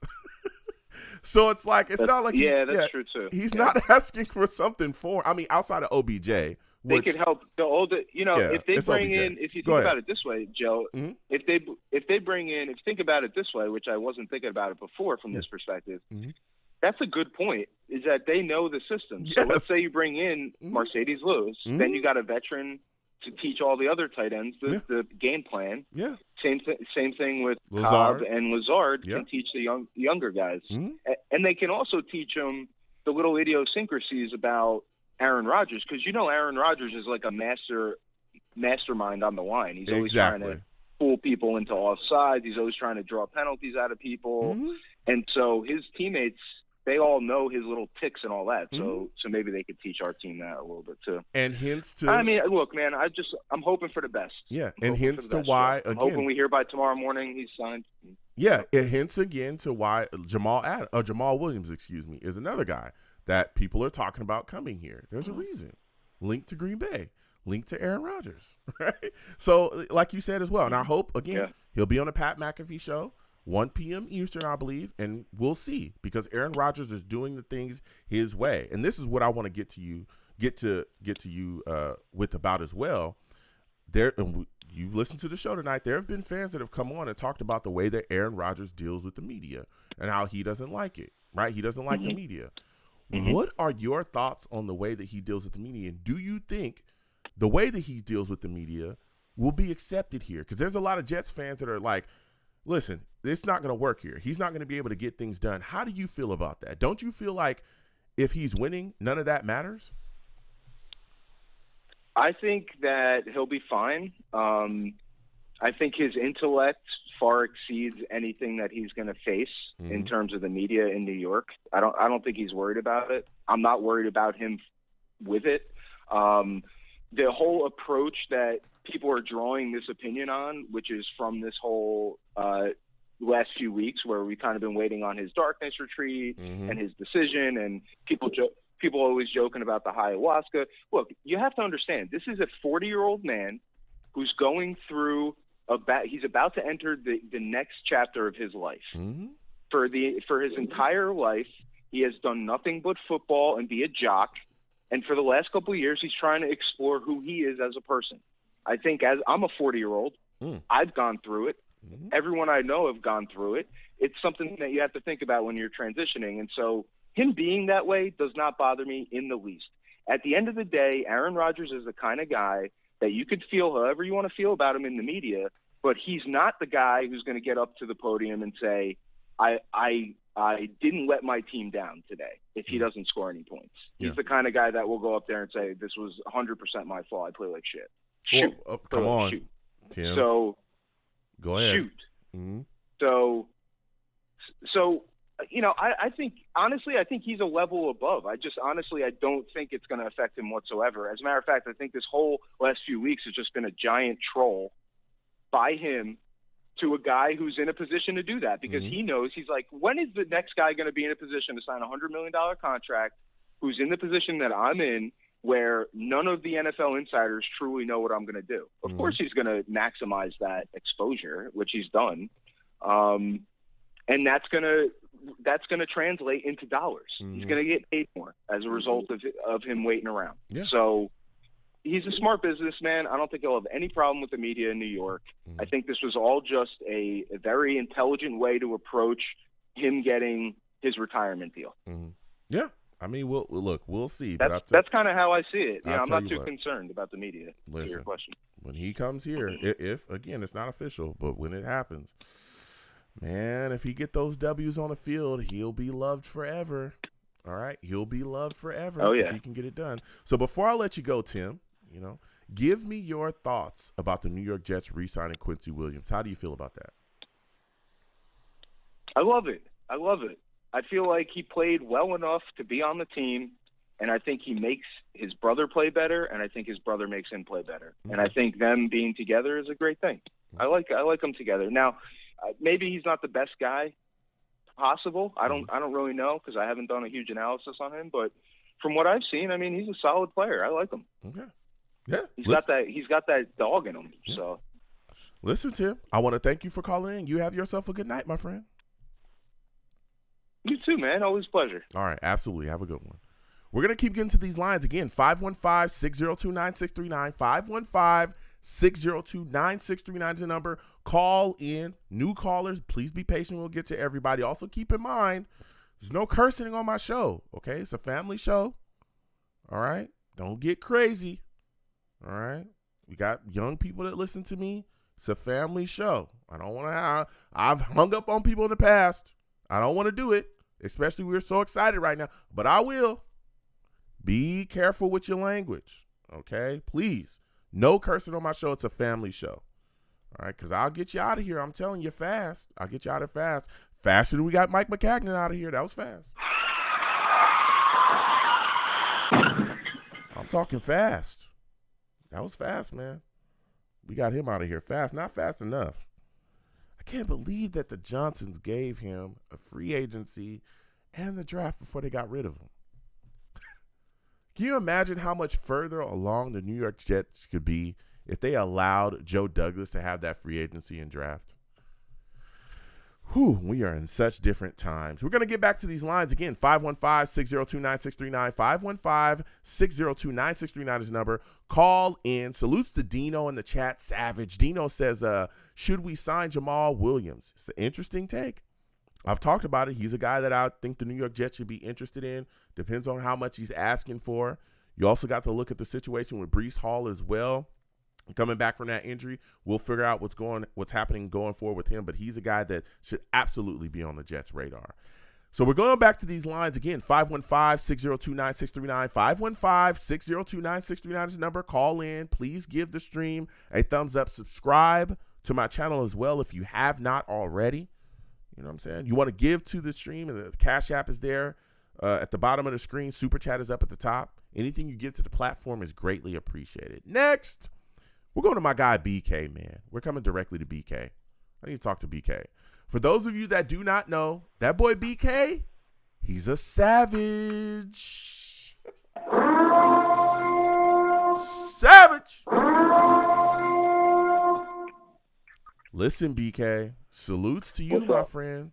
What's going on? Listen, we've been talking all night. Aaron Rodgers sends, according to reports, sends the New York Jets a wish list of players.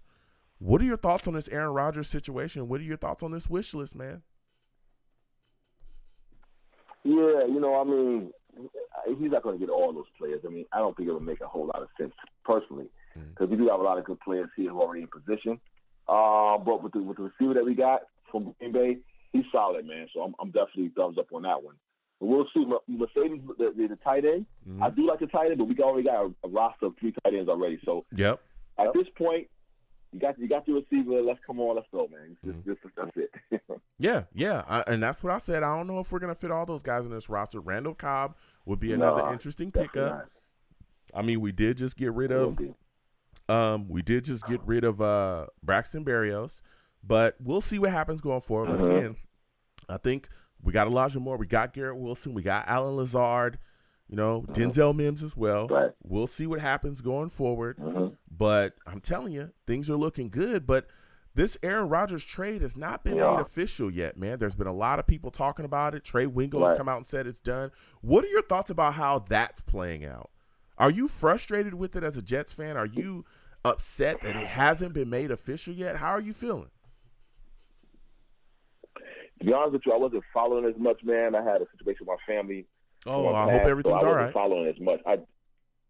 Yeah, man. So I just started following it 3 days ago, to be honest with you. And but I kind of knew it was going to go this way because I figured, though, Aaron Rodgers is in his last, like the guy just said a minute ago was on the line. He's in his last years as a player. So, it's okay. I'm okay with it. As long as we get it done within the next few days. I'm okay with it, man. Yeah. And I mean, again, he's going to be on the Pat McAfee show, so we'll see if he announces it there. Now, you look at the situation, man. Lazard is here now. Do you think the New York Jets end up cutting Corey Davis?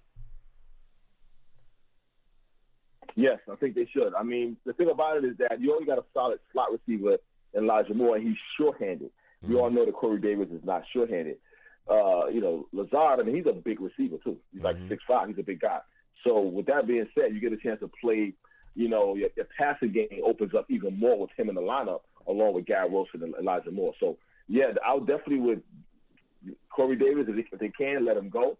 Insert Alan Lazard with Garrett Wilson, and you have Elijah Moore in the slot, and then possibly another receiver as well. We're going to need probably the fourth receiver as well. So we're going to see how that works out. What are your thoughts about Quincy Williams being re-signed? So I like that he got re-signed. I mean, he's a solid linebacker. He's a solid linebacker. He does have flaws in his game. I mean, he's like great in pass coverage. But I do like him as a linebacker. I think he plays well within that system, plays well with his brother. But I do want another linebacker outside of him to play alongside, what's his name? The main linebacker. But C.J. Mosley. C.J. Mosley. But I like another linebacker to pair with him. I do like another linebacker, but I want to see another linebacker who has a little bit bigger to take on guards and that can also play the passing downs. Yeah. Now, my final question before I let you go, BK, you've been bringing the heat, man. What do you think is the best move that you've seen in free agency so far? The best move. So probably the safety, maybe the safety. I want to say the safety position because I think we were real limited in that position throughout the season. That's the best move. I mean, re-signing Quincy is also a good move as well. But I think getting a safety in there, we're going to actually probably need another safety as well. But getting that safety there, I'm happy with that move. Okay. Listen, BK, I want to thank you for calling in, man. You have yourself a good night. Yes, sir. All right. You too, brother. Salutes to him. We're going to keep getting to these lines. Again, 515-602-9639. 515-602-9639 is the number. Call in. We're taking all callers. Next, I'm going to my guy, Mike. Mike, I'm coming directly to you. 845, my guy Mike is on the line. Salutes to you, Mike. I want to thank you for calling in tonight. Listen, man, give me your thoughts about this situation with Aaron Rodgers, man. We just signed Alan Lazard. How are you feeling about it? Pretty good. It looks like it's going to happen.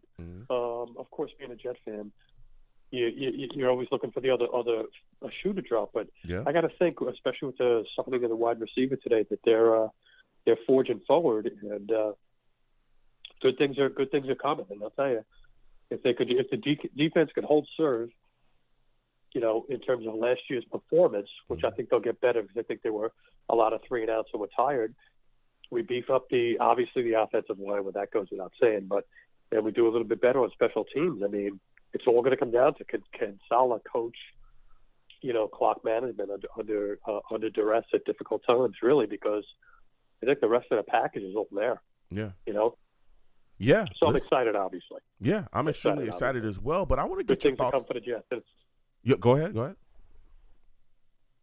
No, I'm just saying it. Being a Jet fan for so long, I go back to actually the Mud Bowl and Gastineau with the late hit in Cleveland, and the Dennis Bird stuff, unfortunately, and just all the stuff that went on. It just seems like things are slowly but surely getting better, and I just want them to stay off the only news I want them to make is on the back page from winning games. Just keep it quiet and just get it done. Yeah. Speaking of getting it done, there's a lot of people upset that this deal with Aaron Rodgers, the announcement, is lingering on. Right? He hasn't said anything, or at least the media, the mainstream media, knows nothing. What are your thoughts about the way that Aaron Rodgers is playing this situation? And how are you feeling about his connection with the media? A lot of Jets fans, and we've had some on tonight, feel that he won't be able to survive here because of the way he deals with the media. What are your thoughts on all that? He'll definitely be able to survive. Will it be a rocky relationship? Probably. It's going to be different than, although he's a national figure, it'll be different than in Wisconsin. I think it'll be Green Bay, and I think it'll be much more amped up. I do have some concerns about how is he going to relate to, it's a young team. How they're going to relate? How is he going to relate to the younger guys? I mean, you got a guy, Garrett Wilson, Sauce Gardner. They're brash guys, but they back it up. Some of the other guys, you're going to be able to bring like Mims if he's still here, or Elijah Manuel. If he's still here at the start of the year, they're going to be able to. I'm sorry. Is he going to? They're going to be able to. Is he going to be able to coach him up, so to speak? As a quarterback. So it'll be interesting. I do have some concerns about not really the media. I think he'll handle that. I think more about how he's going to handle the younger guys on the team. Okay, for example, let's say it goes through tomorrow. Is he going to be all in on OTAs, getting involved with everybody, getting to know everybody, getting ingrained into the city? All that stuff's important, man. It's not, at the end of the day, it's what you do on the field. I get it. But a lot of that stuff, leads into success on the field, in my view. Yeah, I think he will, me personally, because I think he's also got to get a feel for a lot of the newer guys, Garrett Wilson, Elijah Moore, guys that he hasn't worked with before in the past. I think he's going to be an all-in guy. Maybe not OTA, but definitely, camp, he's going to have guys come out. And I think it's a very interesting point when you talk about his ability to reach the younger players. If you look at a lot of the guys that are vying for him to come to the team, the younger guys, Breece Hall, Sauce Gardner, Garrett Wilson, those are all young guys. You know what I'm saying? Right. Those are all young guys, Absolutely. all of them. Again, Garrett Wilson and Sauce, offensive, defensive rookie of the year. And then you got Breece Hall, who looked like he would have been the offensive rookie of the year had he not have gone down. Those are all young guys, and they all want him. And I think because they understand greatness. The same way that guys were just enamored with Tom Brady, because they understand the greatness. They want to play with greatness. They want to win. They want W's. And I think everybody across the board, young or old, can understand that. So before I let you go, because we are short on time, Mike, go ahead. Just give me your final take on that. Okay. No, I just want to say one thing real quick. Those three guys that you mentioned are on the verge, and they have the potential to be great. Yep. Great players. What about the middle? What about the lower guys? What about if Mims is still on the team, right? And Elijah Moore. If those guys, is he going to be able to reach them and kind of raise them? Yeah. So I get your point, and I'll move on. But yeah. No, I think he will as well, because again, those guys want to win. Elijah Moore's frustration this year honestly came from his lack of utilization in the game plan, and also the quarterback position. Nobody could get him the ball. And I think Denzel Mims felt the exact same way. I truly believe that was one of the things was like, hey, I'm not getting the ball when I'm open. So if Aaron Rodgers comes here, that's all solved. But quickly, because I'm running out of time now, give me your thoughts on Mike White going to the Dolphins. How do you feel about it really quickly? Well, you're probably not going to like this. I'm okay with it. I don't like that, anybody goes to the dark side of the force, so to speak. Yeah. And he did come out and say he was a lifelong Dolphins fan. But listen, Mike White was okay. He was never going to be the answer. It's just the quarterback play was so horrible for us for so many years. He looked like a superstar. He's not. He's he's average at best. I wish him the best. He's a good guy, right? A good person, family man, and in the eyes of God and all of that. I don't wish him any. But I think that we were so desperate for quarterback play that everybody, including myself, hyped him up a little bit. Okay. Listen, Mike, a lot of bit. I got to slide off. 90 seconds. You have yourself a good night, my friend. Stay well. All right. Listen, I got to close the show out. It's been a phenomenal show, hot show full of takes.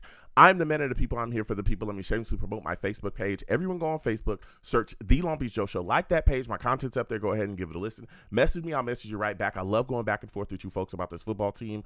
Also, as well, I am on Twitter. Okay, go on Twitter at The Long Beach Joe, at The Long Beach Joe. My personal page is at YoungJ000. 60 seconds. Okay? Go on in there. Follow me. I'll follow you right back. You want to troll me? No issues. I'm the troll that lives under the bridge. I'll have that Vera Tucker jersey on at all times. Okay, we'll go back and forth. Also, I'm on YouTube as well. Long Beach Joe Jets. Long Beach Joe Jets on YouTube. Subscribe. Hit that notification bell. Give the video a thumbs up. Troll me in the comments, and we'll go back and forth. And as always, people, when you see me in person, it is arms out, chest open, free hugs for everyone. I thank everyone for calling in, interacting with me anyway, going back and forth with me in the chat. Without you people, I'm absolutely nothing. Thank you for taking the times out of your day to check in with your boy. I want to thank everybody for listening, watching, and everything. Salutes to you folks. Have a good one. Peace. 1 second, folks.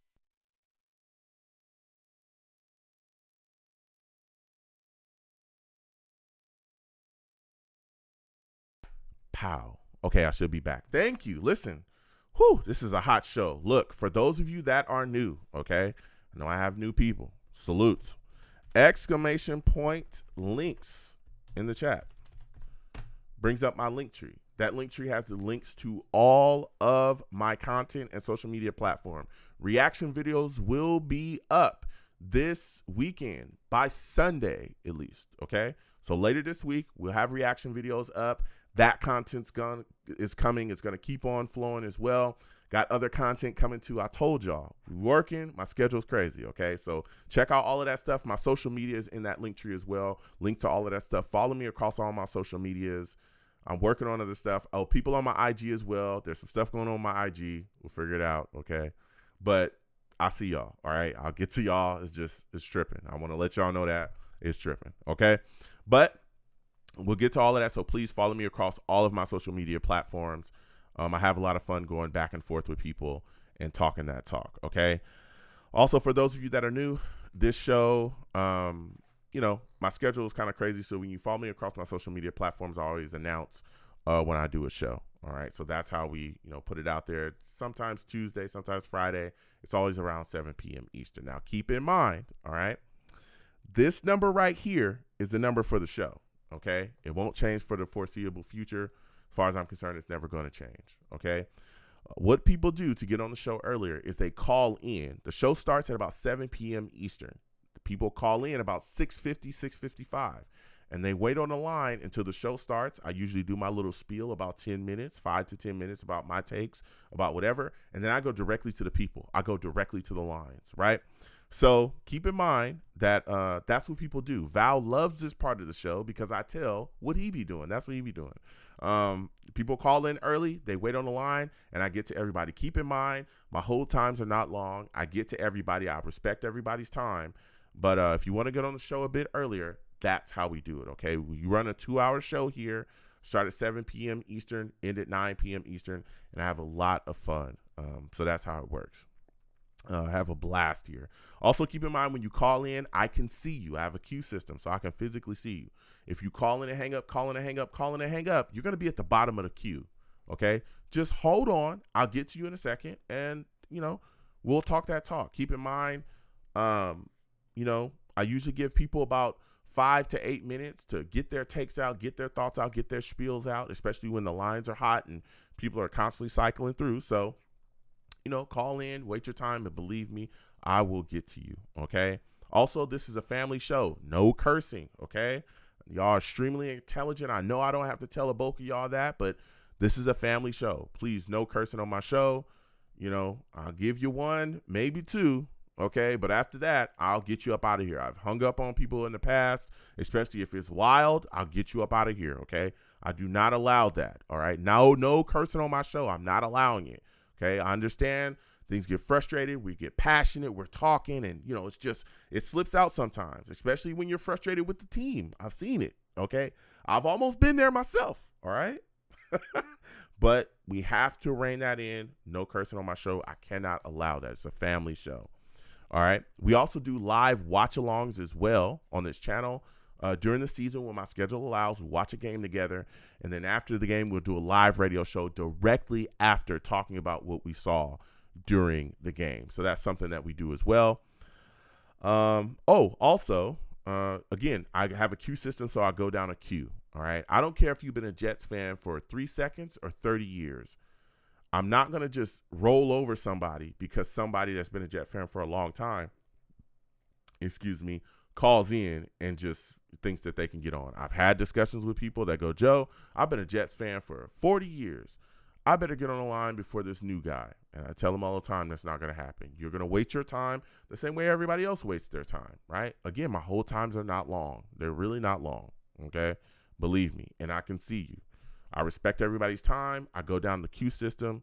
It's an effective system, and I do that because everybody deserves a voice, and I want to hear from everybody. That's why I do this show. I do this show because I want to connect with people, and I want to hear from everybody and everybody's opinions. Even if I don't agree with your opinion, right? I always go back and forth, and I hear you out. Other thing that I don't allow on this show as well is just trying to yell over people, okay? Don't do that, because if you try to yell over me, I'll cut it out. You know what I mean? You won't be able to do it, okay? So don't do that. Be respectful. Let's go back and forth, and believe me, I give you more than enough time to state your side of things or your stance or your opinion. Again, even if I don't agree. All right, so we have a lot of fun on this channel. Again, these shows are year-round, okay? We'll be doing them all the way until the season starts, all the way through the season, and after, we'll be doing it. So it'll be year-round, these shows are, for those of you that are new. We also game as well on this channel. So if you pop up and see me on your notifications and I'm playing Street Fighter or NBA 2K or just something else, right? And you see Resident Evil and you're like, Joe, what's going on? Yeah, we do that, okay? Now, my schedule's wild, so it hasn't happened in a little bit, but believe me, we'll get back to it at some point and have a lot of fun doing that. I really enjoy doing that, so we'll get there. And again, check out that Linktree. Other content is going to continue to funnel through the other channels that I have as well. So we do that, and we have a lot of fun over here. What else, man? Yeah, we do a lot of things over here. And again, hey, even if you're not a Jets fan, because I have people that come through and they're not Jets fans, we allow that too. You know, I've had Patriots fans call in, Raiders fans, all kinds of stuff. And, we have a lot of fun discussing their outlook on the team from the outside looking in, Hey, we even have people call in sometimes and bash the Jets. I'll allow it. Sometimes it's necessary. But just don't get too crazy. Don't get too crazy, but I'll hear you out. Also, and I'm going to say this, spamming in my chat, don't do that. Okay, don't do that. And I've said this a bunch of times before, all right? But, I understand some people, hey, they want to come in and be seen. Believe me, I see you. Okay, don't spam in my chat. 3, 4, 5 messages. I'll warn you. And then after a warning, if you want to keep going, I'll toss you in that Home Depot dumpster. Okay, got to go. Also, when you call in, please make sure that your phone lines are good. I need to be able to hear you, okay? If you call in and it sounds like you're on a phone that you found in a Cadillac Seville, in the muffler of a Cadillac Seville, there's nothing I can do. I need to be able to hear you, okay? I need to be able to hear you. So when you call in, make sure you're calling in from a good phone, no crazy, Disney headset, all right? Call in from a good spot on the phone with no crazy headsets. Call in just on a regular phone so I can hear you. All right, so there's no echoing and all this crazy stuff, okay? So call in from a good phone with just a solid headset, or if you have to use a headset, a solid headset, or just on the phone by itself, all right? And, talk to me. Also, your background noise needs to be clear, too. I don't need to hear crazy noises in your background, all that weird stuff. I don't want to hear all that crazy stuff, okay?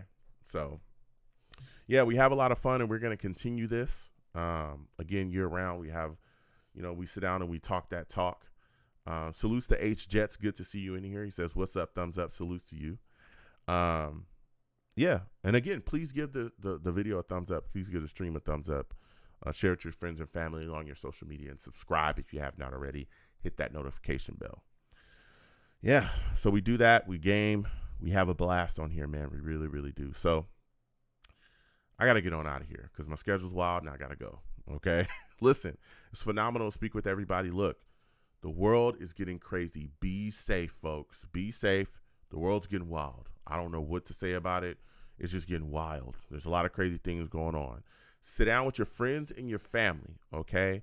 Eat some good food, watch some good TV, make some good moments, all right, with the people that you love the most. That's what it's all about. That's what's important, all right? It's caring about those people. Again, salutes to all the Savages, Ace Jets, Randilla, all right? Bree, salutes to you. BK Trainer, Jay Johnson, always good to see you in here. Dino, always good to see you. Sergeant CVO as well, good to see you. Jose Durant, salutes. Tim's Collectibles, salutes to you as well. Tim, always good to see you in here, man. Jigga Man, always good to see you in here too. Salutes to you as well. Vibes, always good to see you as well, man. AC, everybody just came on by and said what's up to your boy, man. You know what I'm saying? Ryan, always good to see you in there. Mizzo, salutes to you as well. You know, just salutes to everybody, man. GVH, always good to see you in here too. You know, just everybody that came on by. Arizona Jet, Orlando, you know what I mean? Everybody just came on by, man. Johnson, salutes to you. Nathan Colgrove, salutes to you, man. Venom, Val, the Raider, always good to see you in here as well. David Hubble, salutes to you. Coach G, Jason, you know, everybody just came on by, man, and said what's up to everybody. Spoke your piece, you know. Sco, you know, everybody just said what's up. So salutes to everybody. I'm going to get on out of here. Again, be safe. Enjoy yourselves with your friends and your family, man. The world is getting wild, man. But make those moments with the people that you love, because you never know. You just never know. So I'm going to get on out of here. You folks have